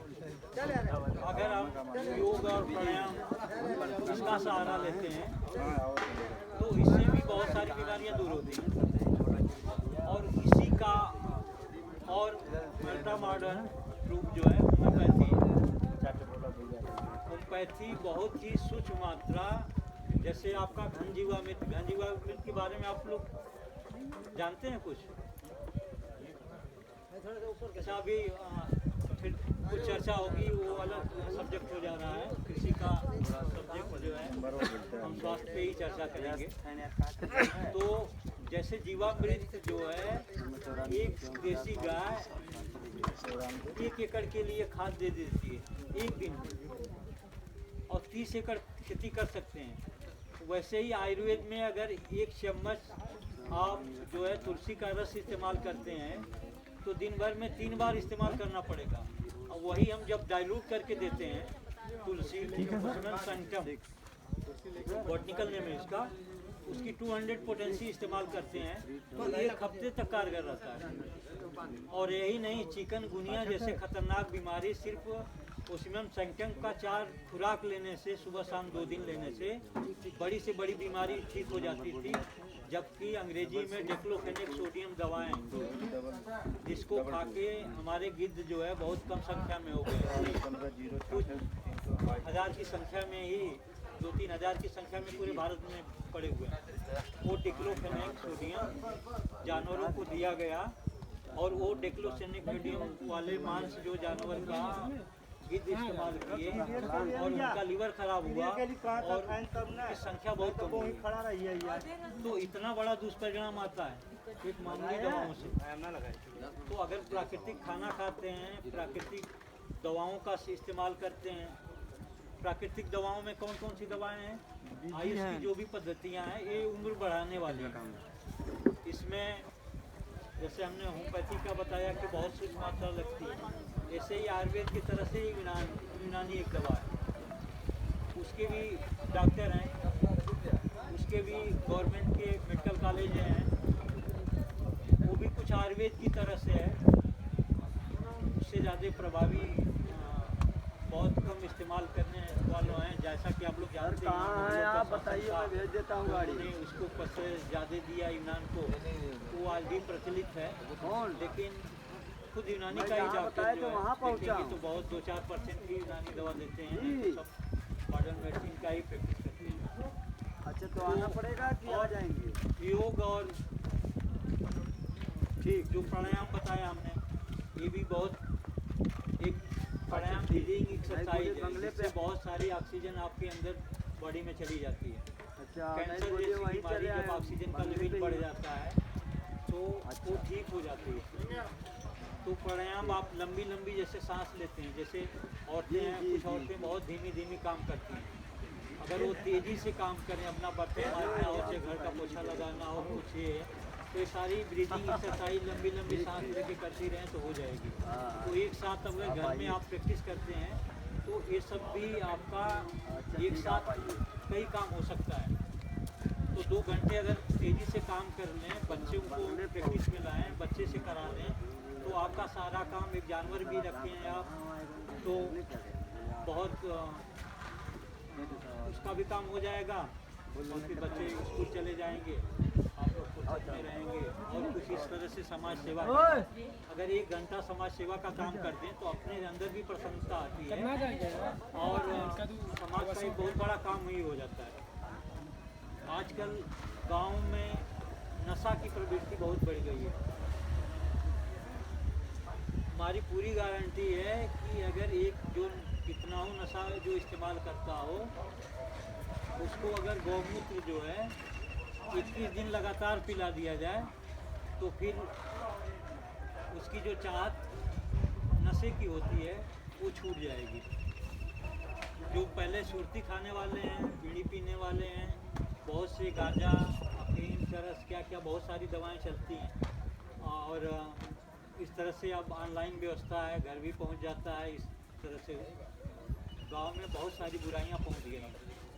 आप लोग एक काम ये भी करेंगे कि 1 घंटा अगर घर से निकल के इस तरह का काम करते हैं, समाज का काम करते हैं, तो बहुत सारी बीमारियां आ जाएंगी और बहुत सारी वैमनस्यता आ गई है। जब ये जो आहार आपका जब बिगड़ा हो जाता है तो बहुत सारे हार्मोन आपके अंदर इम्बैलेंस हो जाते हैं, बहुत सारी बीमारियां जो है आपके अंदर आ जाती हैं।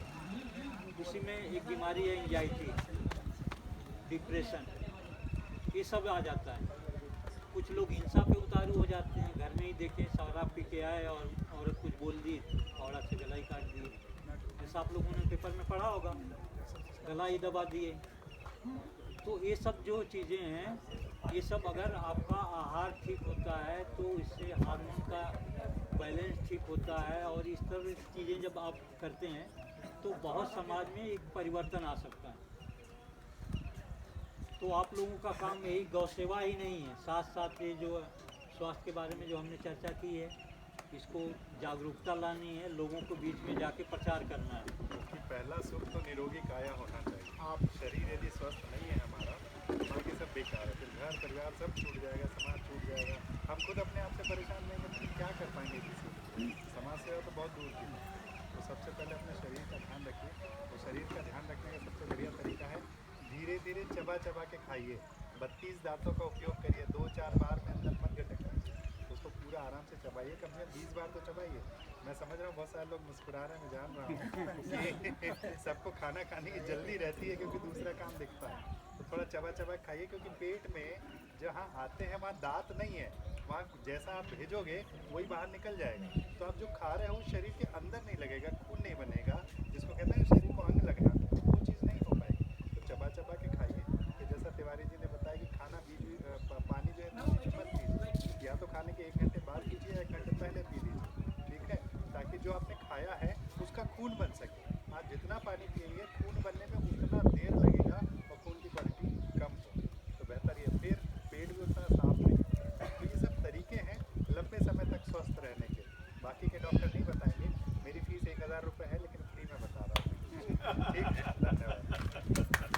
आप लोगों का एक बाबूराम जी का परिचय कराएं। आप बाबूराम जी हैं, बाबूराम चाहेंगे, आप मंडल अध्यक्ष हैं और आपका सहयोग है कि जब से ये गौशाला के साथ जुड़े हैं, गाँव घर घर जाके भूसा इकट्ठा करवाना, लोगों से जुड़ना, निरंतर प्रयास कर रहे हैं। इन्होंने भगुआ सिलवाने से लेकर हर कार्य खुद व्यक्तिगत तौर पर जाके करते हैं। आप सर कुछ बोलना चाहेंगे? अरे तो सेवा सब है, गौ सेवा है, इसमें हमारा महान है। हमारे बीच में आनंद जी का जो कोचिंग के बारे में हमारे बीच में आनंद पांडे जी हैं और ये गौशाला में अभी कल की डेट में हमारे यहाँ 40 बच्चे निःशुल्क पढ़ रहे हैं। तो ये अभी 1 हफ्ता हुआ, 15 दिन जब से हम यहाँ पे आना शुरू हैं। आप यहाँ पे देखे होंगे कि जब यहाँ बैठे थे तो गांव में जाके बच्चों से मिलना, बच्चों को पढ़ाना, इस तरीके से बच्चों को जोड़ रहे हैं। उसका रिजल्ट ये रहा कि बहुत सारे बच्चे जो यहाँ पे वॉशरूम के लिए आते थे स्वच्छ करने, बहुत सारे बच्चे रुक गए और उनके माँ बाप और आसपास के लोग भी हमारे साथ इस कार्य में सहयोग कर रहे हैं। तो आनंद जी का लगातार ये प्रयास लगा हुआ है कि बच्चों को पढ़ाने के माध्यम से गाय के प्रति लोगों को चेतना जगाए। आनंद जी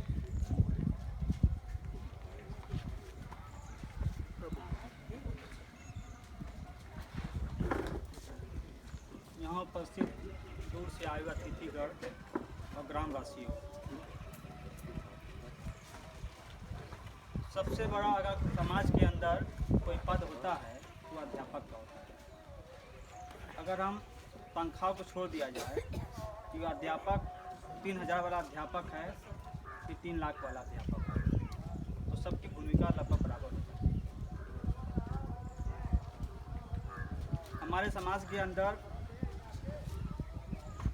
जो विसंगतियाँ हैं बच्चों के अंदर कि वो उस समाज का है, हम इस समाज के हैं, वो उस पार्टी का, हम इस पार्टी के।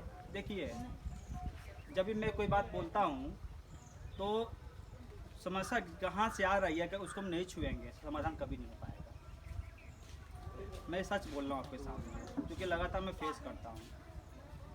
कल के समय बहुत सारे बच्चे गांव के हैं जो मुझसे बहुत प्रेम करते हैं, लेकिन मेरे कपड़ों को लेकर काफ़ी नाराज़ मुझसे रहते हैं कि सर आप हमारे पार्टी के नहीं हैं।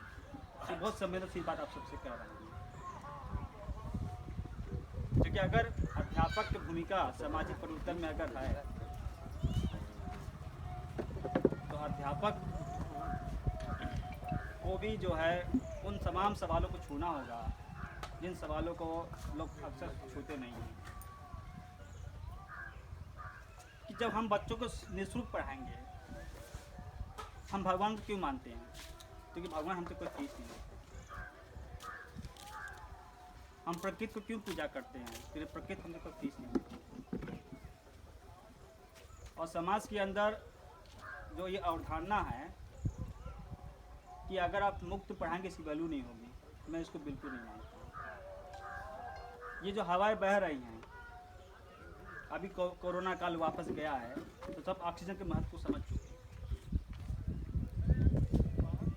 तो मेरा कहने का मतलब ये है कि अगर हम बच्चों के अंदर पढ़ाई के माध्यम से गिनती हम बच्चों को सिखा रहे हैं, जो गिनती के अंदर जो गिनती का खेल है उसको सिखाएं, वहीं से उसकी जो है इंजीनियरिंग की पढ़ाई शुरू हो जाएगी। यहाँ मेरे पढ़ाई के बच्चे नहीं बैठे हैं, नहीं तो मैं आपको बुला के पूछता, बहुत मन से पढ़ते लिखते हैं। और वहीं से उनके अंदर से जीव प्रेम, गाय प्रेम, देश प्रेम और विभिन्न प्रकार के प्रेम जो कहीं ना कहीं खो गए हैं वो वापस ला सकते हैं हम। और यहीं से जो है हमारे राष्ट्र की जो गौरवशाली इतिहास है, जो हमारी कल्पना है कि हम चाहते कि दुनिया को हम अपना मॉडल दिखाएं। जैसे ये गौशाला जो है एक मॉडल दिखा रहा है कि हम जो है जो आधुनिक खेती है जिसमें रासायनिक का प्रयोग किया जा रहा है, जिसमें मुनाफा के लिए विभिन्न प्रकार के रासायनिक तत्व प्रयोग किया जा रहा है, उससे हम मुक्त पा सकते हैं। क्योंकि बचपन से ही हम बच्चों को बता देते हैं, बच्चा तुमको इंजीनियर बनना है, तुमको डॉक्टर बनना है, तुमको ये बनना है। लेकिन किसी बच्चों को ये नहीं सिखाते हैं कि तुमको पढ़ाई लिखाई करनी है, इसलिए तुम एक अच्छा इंसान बन सको। तो जब इंसानों के अंदर ये भावना आई कि हमको जो फसल उगाना है, चाहे जैसे भी मतलब जैसे भी जो अनाज उगा देना है, तो अनाज तो हो गया, लोगों ने पेट भरना शुरू कर दिया। लेकिन समस्या क्या हुई कि क्वांटिटी तो हो गई लेकिन क्वालिटी कहीं खो गई। तो आज भी हमारे शिक्षा दीक्षा में वो चीज़ दिखती है। हम बीए कर लिए, बीएड कर लिए, एमएससी कर लिए, लेकिन उसका जो तत्व है पढ़ाई लिखाई का, वो तत्व नहीं मिल पाता है। तो हमारी ये कोशिश है कि मैं उन छात्रों के अंदर जो है पढ़ाई के प्रति प्रेम, हिंदी के प्रति प्रेम, और जो विषयों को लेकर तो भेदभाव किया जा रहा है कि हिंदी तो रटने की चीज़ होती है, हिंदी पढ़ने की चीज़ नहीं होती है, हिंदी में कुछ नहीं रखा हुआ है। तो उन चीज़ों में मैं छात्रों को लगातार मेहनत कर रहा हूँ और मैंने ये सफलता प्राप्त की है। जियापुर तरवा ब्लॉक में पढ़ता है, मैं जब गाँव में गया तो कोई हिंदी नहीं पढ़ता था। हिंदी पढ़ाने वाले अध्यापक लोग बेवकूफ़ कहते थे, लेकिन मैंने वहाँ पे सिद्ध किया सबसे कठिन विषय तो वो हिंदी है। क्योंकि हिंदी के अंदर हमारी राष्ट्रीय भाषा की संस्कृति छिपी हुई है। ज़्यादा मैं नहीं कुछ बोलूँगा क्योंकि उतना ही बोलिए जितना दिमाग में सेट हो जाए। मैं अपनी बात यहाँ बता देता हूँ। जय हिंद, जय भारत। उन्होंने एक चीज़ इसमें मिसिंग की है अभी। आप जियापुर जो रासेपुर है वहाँ पे 250 बच्चे निःशुल्क पढ़ रहे हैं और 12वीं क्लास में 15 बच्चे थे। 15 में से 10 बच्चों का जो है सिलेक्शन सरकारी जॉब में होगा। तो अगर आप कहीं बड़े शहर में जाते हैं, वहाँ कोचिंग सेंटर पर लिखा है हमारे यहाँ 3%, 5%, 10% का सक्सेस रेट है। तो इनके यहाँ तो मोर देन 75% सक्सेस रेट है और वो भी 12th क्लास में। बच्चों ने तैयारी भी नहीं। तो ये अपने आप में बहुत बड़ा अचीवमेंट है। तो अभी उसी मॉडल को हम यहाँ पे इस गौशाला पे चालू कर रहे हैं। संख्या जो है कल की डेट में 40 हो गई है। लगातार ये संख्या बढ़ रही है। कंटिन्यूटी अगर हमारी बढ़ती रही तो इस क्षेत्र में हम बच्चों के माध्यम से ही एक टेक्निक होती है, उसे कहते हैं प्राकृतिक खेती। प्राकृतिक खेती जो हम बात कर रही है, एक जापानीज साइंटिस्ट है फाकू, वो कहते हैं कि प्रकृति में कोई चीज़ जो है वो अपने आप उग जाती है, उसको अनुकूल वातावरण मिलना चाहिए। इंसान अगर हस्तक्षेप ना करे तो प्रकृति अपने आप उसको रिस्टोर कर लेती है। तो कहते हैं कि आप ना साल भर का बीज फेंक दीजिए। उसका तरीका है कि मिट्टी और उसके लिए गौमूत्र जो हमारा बना हुआ है घनजीवा में, ये मिक्स कर उसको गोला बना लेंगे और गोला बना के उसको अपने हिसाब से आप फेंक दीजिए। जब जिसका मौसम आएगा वो बीज उसमें से उग जाएगा, क्योंकि बीज का पूरा गोला होता है। तो ये करने के लिए कुछ टाइम लगता है, लेकिन आपकी ज़मीन की शक्ति वापस आ जाती है। इसकी ट्रेनिंग वगैरह भी हम फ्यूचर में देंगे।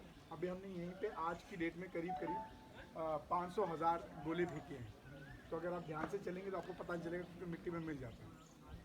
तो अब ये गोले जब रिटर्न्स आएंगे तो नेक्स्ट डे हम बैठक करेंगे, तो 3-4 महीने बाद यहाँ पे पौधे दिखने लगेंगे। इसमें हम धान, गेहूँ और अलग अलग जो छोटे छोटे बीज होते हैं वो भी डाल सकते हैं। तो वो गोलों का ये फ़ायदा, उसमें जुताई करने की ज़रूरत नहीं है, ना ही आपको उसमें दिमाग लगाना। आपको बस सिखाना है, उसको गोलों में बदल देना है और गोले फेंक देना है। भारत में उसे कई नाम से जाना जाता है, जैसे उसे कहते हैं सीड बम, सीड बुलेट, ऐसे शब्दों से नवाजा जाता है। या फिर उसको बोला जाता है सहज खेती। अगर आप इस टॉपिक को पढ़े, सहज खेती, तो हमारे देश में जब आया तो लोगों ने अपने हिसाब से उसको बनाया। उसी में से जो मुझे समझ में आया, प्राकृतिक खेती जो है, गौ आधारित प्राकृतिक खेती सुभाष पालेकर जी भी करते हैं। लेकिन वो कहते हैं कि हम केवल जीवामृत और घनजीवामृत का इस्तेमाल करते हुए गौमूत्र और गोबर से ही सारे फल सुरक्षा, बीज सुरक्षा और सारी चीज़ें बना के अपने खेतों में डाल देंगे। और खेत को हैवी जुताई की ज़रूरत नहीं है, केवल पलटी करनी है। मेड़ और कतारों पे ही हमें खेती करना है और कम से कम पानी का इस्तेमाल करना है आच्छादन के माध्यम से। पूरे फसल चक्र और बहुफसली का इस्तेमाल करना है। तो कॉन्सेप्ट उनका वही है कि बहुफसली करना है, सफसली करना है, मेड़ और कतारों पे करना है, 10% पानी में करना है, आच्छादन का इस्तेमाल करना है। तो इस तरीके से ये पूरी प्राकृतिक खेती है। हम सभी प्राकृतिक खेती के जितने भी मेन चीज़ें होती हैं वो हमने निकाल के यहाँ अप्लाई करने की कोशिश कर रहे हैं। रिज़ल्ट का अब आपके सामने ही आएगा। अगर ये रिज़ल्ट में हम कामयाब होते हैं तो हम इसको फिर आगे कंटिन्यू हर जगह ट्रेनिंग में देंगे। तो इस तरीके से ये जो गौशाला है, एक्चुअल में ये अनुसंधान केंद्र की तरह भी काम करेगा। यहाँ पे हम कुछ सीखेंगे भी और आगे लोगों को सिखाएंगे भी। तो बच्चे जो हैं बहुत अच्छे होते हैं, बचपन से वो यहाँ आएंगे, पढ़ेंगे। जब यहाँ की चीज़ें वो देखेंगे तो उनको समझ में आएगा कि भैया गोला बना रहे हैं, कहाँ गोला बना रहे हैं, मिट्टियाँ कहाँ छानत हो, गोबरा कहाँ छानत हो। तो जाके जब वो सवाल करेंगे, जब वो बच्चे बड़े होंगे तो उनको ये आइडिया लग जाएगा कि हम कर क्या रहे थे। क्योंकि ये सारे विषय किताबों में पढ़ाए जाते हैं, लेकिन हम किताबों में इन चीज़ों को नहीं देखते, सिर्फ एग्ज़ाम्स के हिसाब से तैयारी करके पास हो जाते हैं। लेकिन जब ये टॉपिक उनके सामने आएगा तो उनके ज्ञान चक्षु खुलेंगे और वो इंटरेस्ट लेंगे। क्योंकि बचपन से जो हम देखते हुए बड़े होते हैं वही चीज़ हम अपनाते हैं। तो जब बच्चे यहाँ आके, जो बच्चे हमारे 10-20 सीखेंगे, वो चल के गौ प्रेमी और गौ रक्षक और देश के विकास और पृथ्वी को बचाने में हमारी मदद करेंगे। इस तरीके से हम शायद विश्व मुक्त बनाने में कामयाब हो पाएंगे। विश्व मुक्त एक अभियान है जो जल, ज़मीन, वायु और विचारों को जहर मुक्त बनाने की कोशिश है। सेम यही गौ आधारित प्राकृतिक खेती के माध्यम से हम लोग करने की कोशिश करते हैं। तो ये योगदान सर का है। सुबह आते हैं 4 बजे और रात को मेरे साथ ही जाते हैं 10-11 बजे। इससे कम तो नहीं, क्योंकि थोड़ा 12 बज जाता है ना, हम लोग तो 1 बजे तक खाना खाते हैं 1 बजे और तक 3 बजे चले आते हैं। सुबह 3 बजे 3 घंटा चले सोते जाते हैं। मैं पिछले 3 हफ्ते से 3 घंटा सो रहा हूँ। हाँ, तो क्योंकि ये काम चल रहा है ना अभी, जब तक गेट ना लग जाए तब तक हमें इस पर कुछ ना कुछ करना पड़ेगा, क्योंकि भूसा की डिपेंडेंसी ऐसी होगी, भूसा मिल नहीं रहा है अपने। बाहर उठा लेगा बनारस सवा के अगर 2000 का भूसा है तो 2200 रुपया देगी, 2300 रुपया देगी उठा ले जाए। भूसा इस साल कम हुआ है। कम तो हुआ लेकिन बाहर से उठा ले जाना, बनारस में ना वो इकट्ठा कर लेंगे तो वहाँ से बेचेंगे अपना।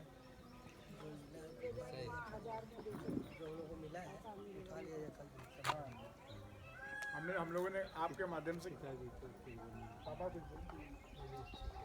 सर को बोलिए सर सुबह एक्सरसाइज करते हैं, घंटों दौड़ते हैं सामने फील्ड में। आप सभी को नमस्कार, मैं डॉक्टर केशवंत तिवारी। सर मैं कहना चाहूँगा जो पांडे सर और पांडे सर की टीम है, मैं इनको कहता हूँ सर कि ऐसे लगन वाली टीम या ऐसे डेडिकेटेड टीम अगर हर किसी को हर क्षेत्र में मिल जाए तो मुझे लगता है कि उसको आगे बढ़ने से कोई रोक नहीं सकता। मैं कहता हूँ सर से कि आप ऐसे बंदे ढूंढते कहाँ से? सर हैं, तिवारी सर हैं, मतलब ये लोग ऐसे लोग हैं कि किसी चीज़ में अगर पीछे पड़ जाएं तो पक्का उसका कुछ होना ही है। तो सर आप जो काम कर रहे हैं बहुत नेक काम है सर ये, और इसको आप लोग आगे करें। मैं चाहता हूँ कि आपकी जो टीम है बहुत आगे जाएगी, इसका हमारी शुभकामनाएं। अभी सूचना मिली है कि जिला जज भी आ रहे हैं और जिला जज को लेने के लिए गाड़ी चली गई है, तो सर उन्हीं के साथ में आ रहे हैं और शायद कुछ उन लोगों का है, तो यहाँ से 10 मिनट का रास्ता है, तो इसलिए थोड़ा विलम्ब हो रहा है। वैसे तो कार्यक्रम 7:30 बजे शुरू होना था, लेकिन शुरू होते होते 8 बज गया, 8:30 हो गया। मैं तो सुबह से आया हूँ यहाँ पे। सर चले गए थे कल, उनका प्लान था कि लखनऊ से वो अयोध्या जाएंगे, लेकिन क्योंकि ये कार्यक्रम था उनके दिमाग से मिस हो गया था कि उनको लगा कि मंडे संडे की जगह मंडे को है, तो सुबह जो है लखनऊ से चल कर आए, तो ऑलरेडी पहुंच चुके हैं यहाँ पे।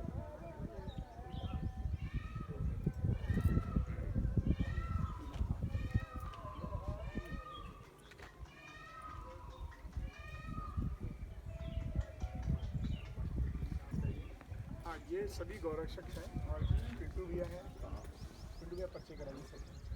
ये सभी लोग डेडिकेटेड है गौरक्षक। देखिए हम लोग गौरक्षक दल से गौ माता सेवा ट्रस्ट द्वारा संचालित गौरक्षक दल भी हमारा बना है। जैसे जी आजमगढ़ में जैसे राकेश भैया सेवा करते हैं गौशाले के लिए, जैसे मैंने तो बहुत से मतलब जो होता है ना कि आर या पार, तो गौ की सेवा के लिए आर या पार वाला कार्य किया मैंने। हमारे यहाँ चारेगाह की भूमि उसमें प्रधानमंत्री से लेकर मुख्यमंत्री तक लेटर गया है, और कोई ऐसा भाग का नहीं बता सकता जो गौ माता की समस्या के लिए कि गौ माता सेवा ट्रस्ट वाले हमारे पास नहीं है। कोई नेता, कोई मंत्री, कोई विधायक ऐसा कोई कर ही नहीं सकता मेरे साथ, लेकिन नहीं, ये हमारे दरवाजे एक बार नहीं है गौरक्षक। अगर चारागाह की भूमि है तो किसकी होती है आप लोग बताइए? आप लोग पढ़े हुए, हम लोग BA किए हैं, बहुत ज़्यादा नहीं जानते। वो केवल गौ माता के लिए ही होती है। पशु शब्द का हम इसलिए पशु कब क्यों काटे जाते जानते हैं? हम लोग पशु शब्द जो एक्ट में आता है, काटने के एक्ट में आता है पशु, लेकिन जहाँ गौ माता राष्ट्र माता हो गई काम खत्म हो जाएगा, तो हम लोग उनको पशु नहीं बोलते, गौ माता ही बोलते हैं। तो गौ माता के लिए हमने कहा भैया ये जमीन अगर चारागाह की भूमि है उस पर जो है सीमांकन हो चुका है, चिन्हित हो चुका है, तो आप लोग जमीन में छोड़ दीजिए। उस पर हम मकान तो अपना नहीं बना रहे। आप देखे होंगे कि इस बरसात में और इतनी तपती गर्मी में और ठंडी में कैसे टूट के गौ मरती है। मैंने ये मतलब सामने मेरे प्रत्यक्ष हुआ है। मैं बनारस से आ रहा था, आपको बताओ प्रिंसिपल साहब की हमारी वाइफ और हम दोनों ने, बस वाले ने टक्कर मारी, बछिया जो है इसे टप करी, स्लो कर सकता था ये बात नहीं, लेकिन तेज था, मारी और वो तड़प वहीं पे। कोई सुनने को तैयार नहीं। हम लोग गाड़ी साइड लगाए, पति पत्नी दोनों का, हमारे बच्चा भी साथ में था, उसको साइड की पकड़ की, भाई इससे तो उठेगी नहीं, एक भाई की हेल्प मांगे, थोड़ा पकड़ लीजिए भाई, हेल्प की बगल में लाए। हम लोग उसको पानी बाटल ऊपर लगाए, लेकिन अब मरने तो हम लोग उसमें कुछ नहीं कर सकते। वहाँ के प्रधान से हम लोग गाँव को पूछा, प्रधान का नंबर बताइए, प्रधान का नंबर में फ़ोन किया, वहाँ से प्रधान भी आया, तो भैया क्या कर सब मर गई, तो भेज तो बात तो दीजिए। हम लोग इसके लिए एक अब कार्य करें कि इनको रोड पे नहीं छोड़ेंगे। हमको जो भी रोड पे गाय मिल जाती है हम तो फ़ोन करते हैं पशु चिकित्सा अधिकारी, भैया यहाँ गौशाला की हमको लिस्ट भेजिए, कहाँ पे गौशाला चल रही है, वहाँ पे हम नहीं आप भिजवा तो मैं अपने पैसे भिजवाऊँगा। रोड पे जो गाय मर जाती है मैं अपने पैसे उसको तुपवाता हूँ, मैं सरकार से रुपये लेने नहीं जाता, लेकिन सरकार के भरोसे भी नहीं, क्योंकि सरकार ने अच्छी रिपोर्ट लगाई, ऊपर से अच्छी रिपोर्ट आती है, नीचे आके घूम जाती है। चारागाह की भूमि अगर खुर्तुम है तो मुझे सराय में क्यों दिया जा रहा है, ये बताइए।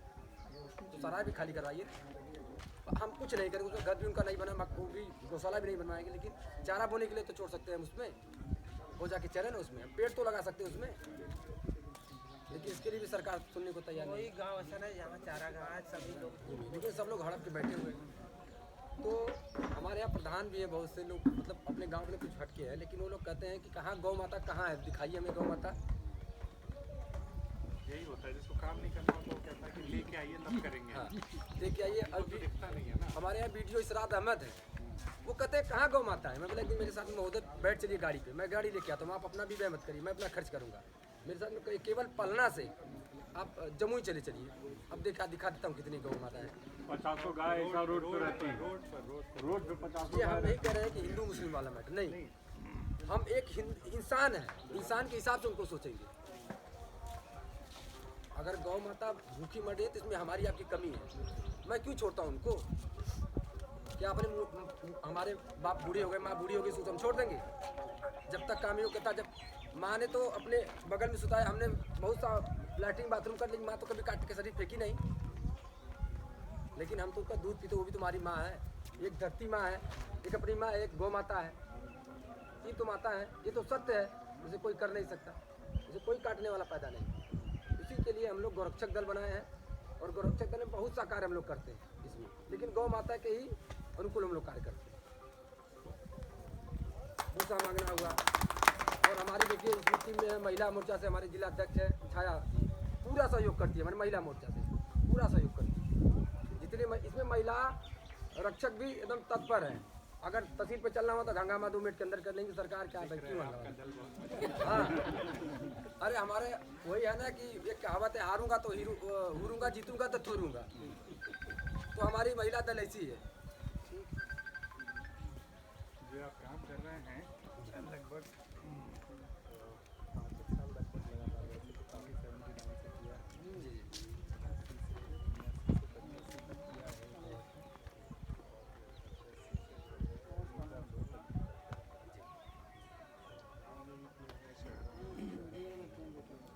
स्वास्थ्य के क्षेत्र से पूछे तो थोड़ा सा स्वास्थ्य ज़्यादा किया, बात 1980 से 85 तक जो किया तो खेत गाँव में जनजाति और आदिवासी समुदाय के बीच में जो आप बात कर रहे हैं बहुत हद तक प्रभावी है, लेकिन लोग समझें तब, और समझना थोड़ा समझते हैं लोग, लेकिन थोड़ा समझते हैं। अच्छा प्रयास है, बिल्कुल बहुत बढ़िया, सक्रिय रहेंगे, सफलता मिलती थोड़ा बहुत। इसमें क्या है कि अधिकारी ना जो होता है रिपोर्ट घुमा देते, चाहे तो 2 मिनट के अंदर फाइनल कर दे, कुछ करना कुछ नहीं है, रिपोर्ट आ गई है, चिन्हित हो चुका है, आप जमीन खाली करवा दीजिए फोर्स बेस पर। अब ये नहीं तो तुमको मार के ही खाली, प्रेम से खाली करना, 2 दिन के समय दी, 4 दिन के समय। मेरा घर तो बन नहीं रहा है, बना तो गौ माता का ही बना, मैं नहीं कर रहा हूँ कि आप मेरी टीम को दे दीजिए, किसी और टीम को दे दीजिए। हाँ, गौ माता की जो सेवा खाली हो जाए, जो गौ माता की सेवा करे, ये नहीं कि मैं खाली उनसे पैसे ऐड खिलाता कुछ नहीं हूँ और आपसे सरकार से 30 रुपये लेके रख ले रहा हूँ। जी बचा ले आपका काम जुनून वाला है, जुनून वाला है, एक मकसद से कर रहे हैं। सरकारी अधिकारी के पास मकसद नहीं है ना, नहीं, उसको 30 तारीख को तनख्वाह मिल ही जाती है, वो काम करे तो ही मिलेगी, नहीं करे तो ही। तो उसका जो उद्देश्य रहता है वो थोड़ा सा अलग होगा। और उसको दूसरी बात एक आस्पेक्ट ये, चूँकि मैं भी प्रशासकीय अधिकारी हूँ, हम लोग के यहाँ कई जगह थोड़ा नियम कानून से बंधे रहते, यही बात है। लेकिन जिसका उद्देश्य होता है, जो मतलब मन से साफ सफाई करना होता है, सारे नियमों को इधर उधर घर बुला के कर देते हैं, नहीं कर सकते। मैं गया था गोरखनाथ मठ पे, जब काम नहीं मेरा हो रहा था तो मैंने वहाँ के मठाधीश से मिला।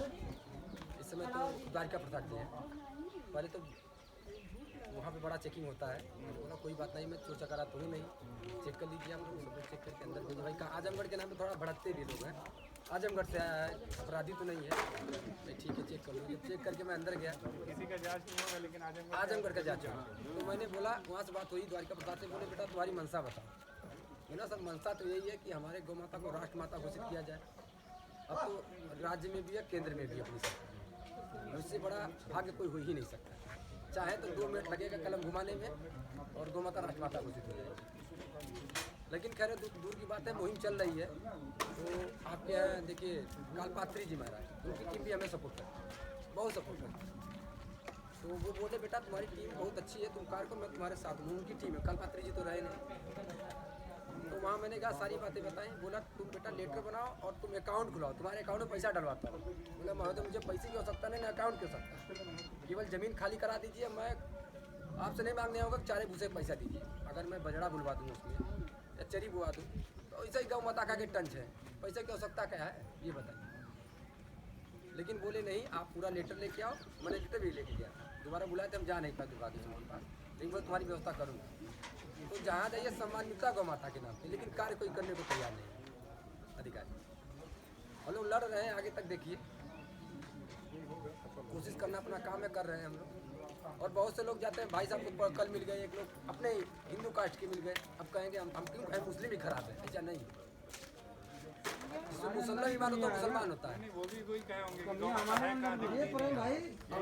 अब वो क्या किए कि उनके आँख में पट्टी बांध के बोले जाके छोड़ रहे हैं। जब तुमको दूध की खाने की ख्वाहिश पूरा हो गई, तमन्ना गौ माता जब सहयोग नहीं देगी तो जाकर रोड पर छोड़ रहे, अभी लड़ जाएंगे मर जाएंगे, क्या पता तुम्हारा क्या जाए, कुत्ते नोच नोच। ऐसा होता है बता रहा हूँ कि जब जो गौ माता तड़पती रहती है ना तो कुत्ते उनको नोच नोच के खाते हैं, तो उनका कुछ नहीं जाता हमारा। जब कहते हैं ना कि अरे हमारा लड़का बीमार हो गया, हमारा लड़का परेशान, बहुत लोग कहते हैं ना कि बहुत परेशान है, तो जो था पुत्र बड़े पिता के कर्मी, खेती बड़े अपने करें, पुत्र पिता कर्म से आगे बढ़ते हैं। अगर मैं अच्छा कर्म करूँगा मेरा कहीं IAS PCS हो जाएगा, भाई बहुत तमन्ना लगा, मेरा एक ही लड़का है, मैं अच्छा काम करूँगा, पिताजी ने मेरा अच्छा किया, मैं ये काम कर रहा हूँ, ये मेरा सेवा का भाव है, मैं सेवा करूँगा, इसके लिए बुद्धि हो जाए।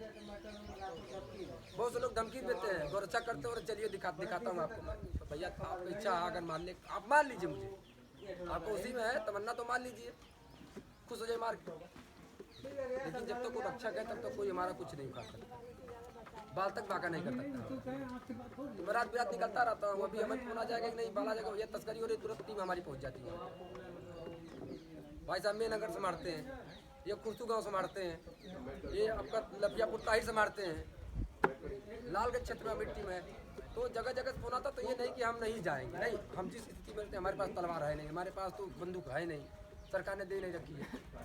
सरकारी पुलिस वाले को गौ तस्कर उड़ा दिए, एक दे हुआ की बात, गाड़ी चढ़ा दी, ऊपर मर गया, गोली मार कट्टा से मार देते। हमारे पास क्या कि हम उसका पीछा करेंगे। और गौरक्षकों को खुद ही बताया जाता है कि नहीं ये जो गुंडे हैं, जो गौरक्षक गुंडे हैं, तो गौरक्षक क्या है बता दीजिए ना। इसी मैटर पे हमने राजू दास महाराज से अयोध्या से पूरी बात हुई थी, उन्होंने पूरा बोला कि आपकी पूरी मदद की जाएगी, लेकिन कहने को सब लोग करते हैं, ये करने कोई आगे नहीं आता। आप करोगे, आपका पका पकाया रहेगा तो मैं आके खा दूँ। ये सोचिए इसमें मैं थोड़ा सा आग लगा दूँ तो नहीं लगाएगा। समाज सेवा का क्षेत्र है, मेहनत का क्षेत्र है, यहाँ पकाने में बहुत टाइम लगता है जी, थोड़ा साथ मिला है, मनुष्य को पकाना पड़ता है, थोड़ा साथ मिला है, बुद्धि इतनी ज़्यादा है कि पकने को तैयार नहीं होती है, दिक्कत तो है। थोड़े मेरे विचार के राकेश भाई हैं, मिल गए हैं, हम लोग देखिए पूरे क्षेत्र में दौड़ते रहते हैं। भाई आजमगढ़ से आता है, हमें भी गौशाला अलॉट हो गई है आपका यहाँ पे हैबरपुर गाँव में। गौशाला में स्वयं जाके रोज देखता हूँ कहाँ तक काम हो, कहाँ तक नहीं। वो पतरा क्या किए हैं, पुराना पतरा लगवा दिए हैं, मेंटेनेंस करवा दिए, पैसा उठ गया है, लेकिन ठीक है मैंने बोला आप खाली तैयार करके दे दो। वो गाँव वाले जो है, गाँव वाले मेरी मदद करने, पूरे गाँव ठाकुरों का इलाका है और हरिजनों का इलाका है, पूरे हर एक घर से सब कहते हैं भैया तो भूसा चाहिए बाबा तो ले लिया, तो कोई जवन मदद चाहिए तो हम कल चल चाची माई भाई बहनी सब है, ये तोहरा गौशाला है, गोबर चाहिए दूध चाहिए जो चाहिए आराम से लेके जाएंगे। और तोरन के आशीर्वाद से मैं मंदिर एक श्री कृष्ण को बनवाऊँगा, आप ये लोग इसी में पूजा पाठ करिए, क्या समस्या है। बोला भैया आज गौरक्षक बहुत देखले रही है, लेकिन ऐसा ना कि केहू यहाँ मंदिर बनवाई, मैं अपने स्वयं के पैसे बनवाऊँगा। तो ये सब चल रहा है।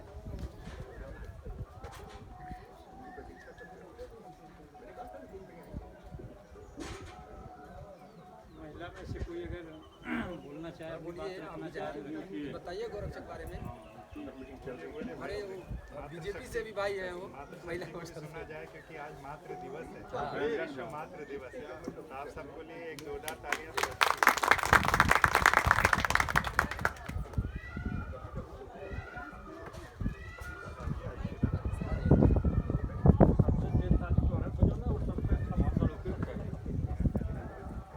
हमारी कोई अपेक्षा नहीं, आज तो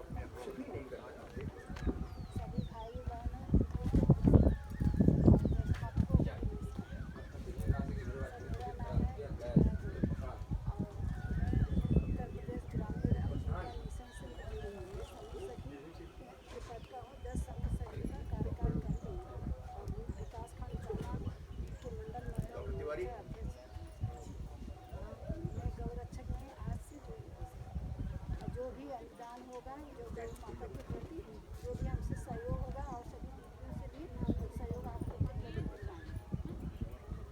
यही से हमारा बात की बहुत बहुत धन्यवाद।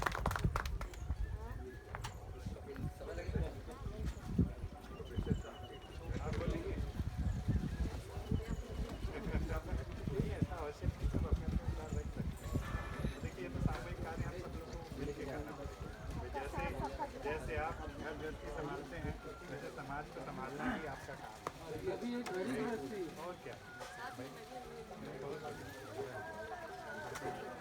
हालांकि हम जानते हैं कि आप लोगों के ऊपर जिम्मेदारियाँ बहुत हैं। घर और बच्चों को तरीके से बड़ा कर लेना, उनको आगे बढ़ा देना ही अपने आप में बहुत बड़ी जिम्मेदारी है। लेकिन उसके साथ साथ आप समाज के लिए भी कर पा रहे हैं, बहुत बड़ी बात है।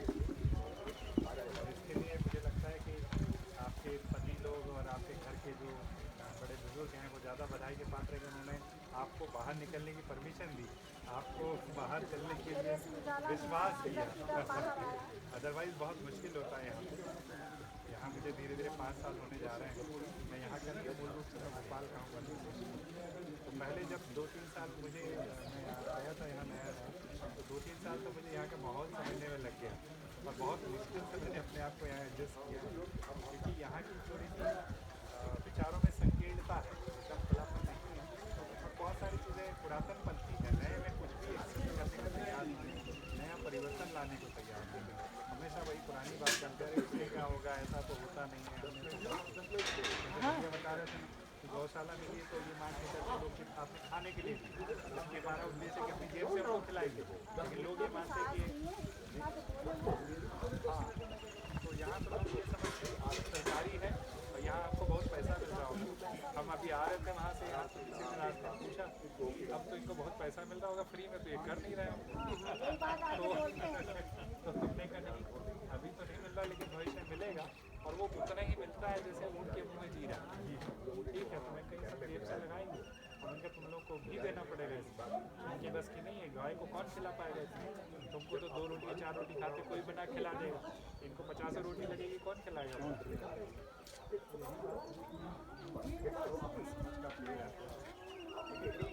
समाज का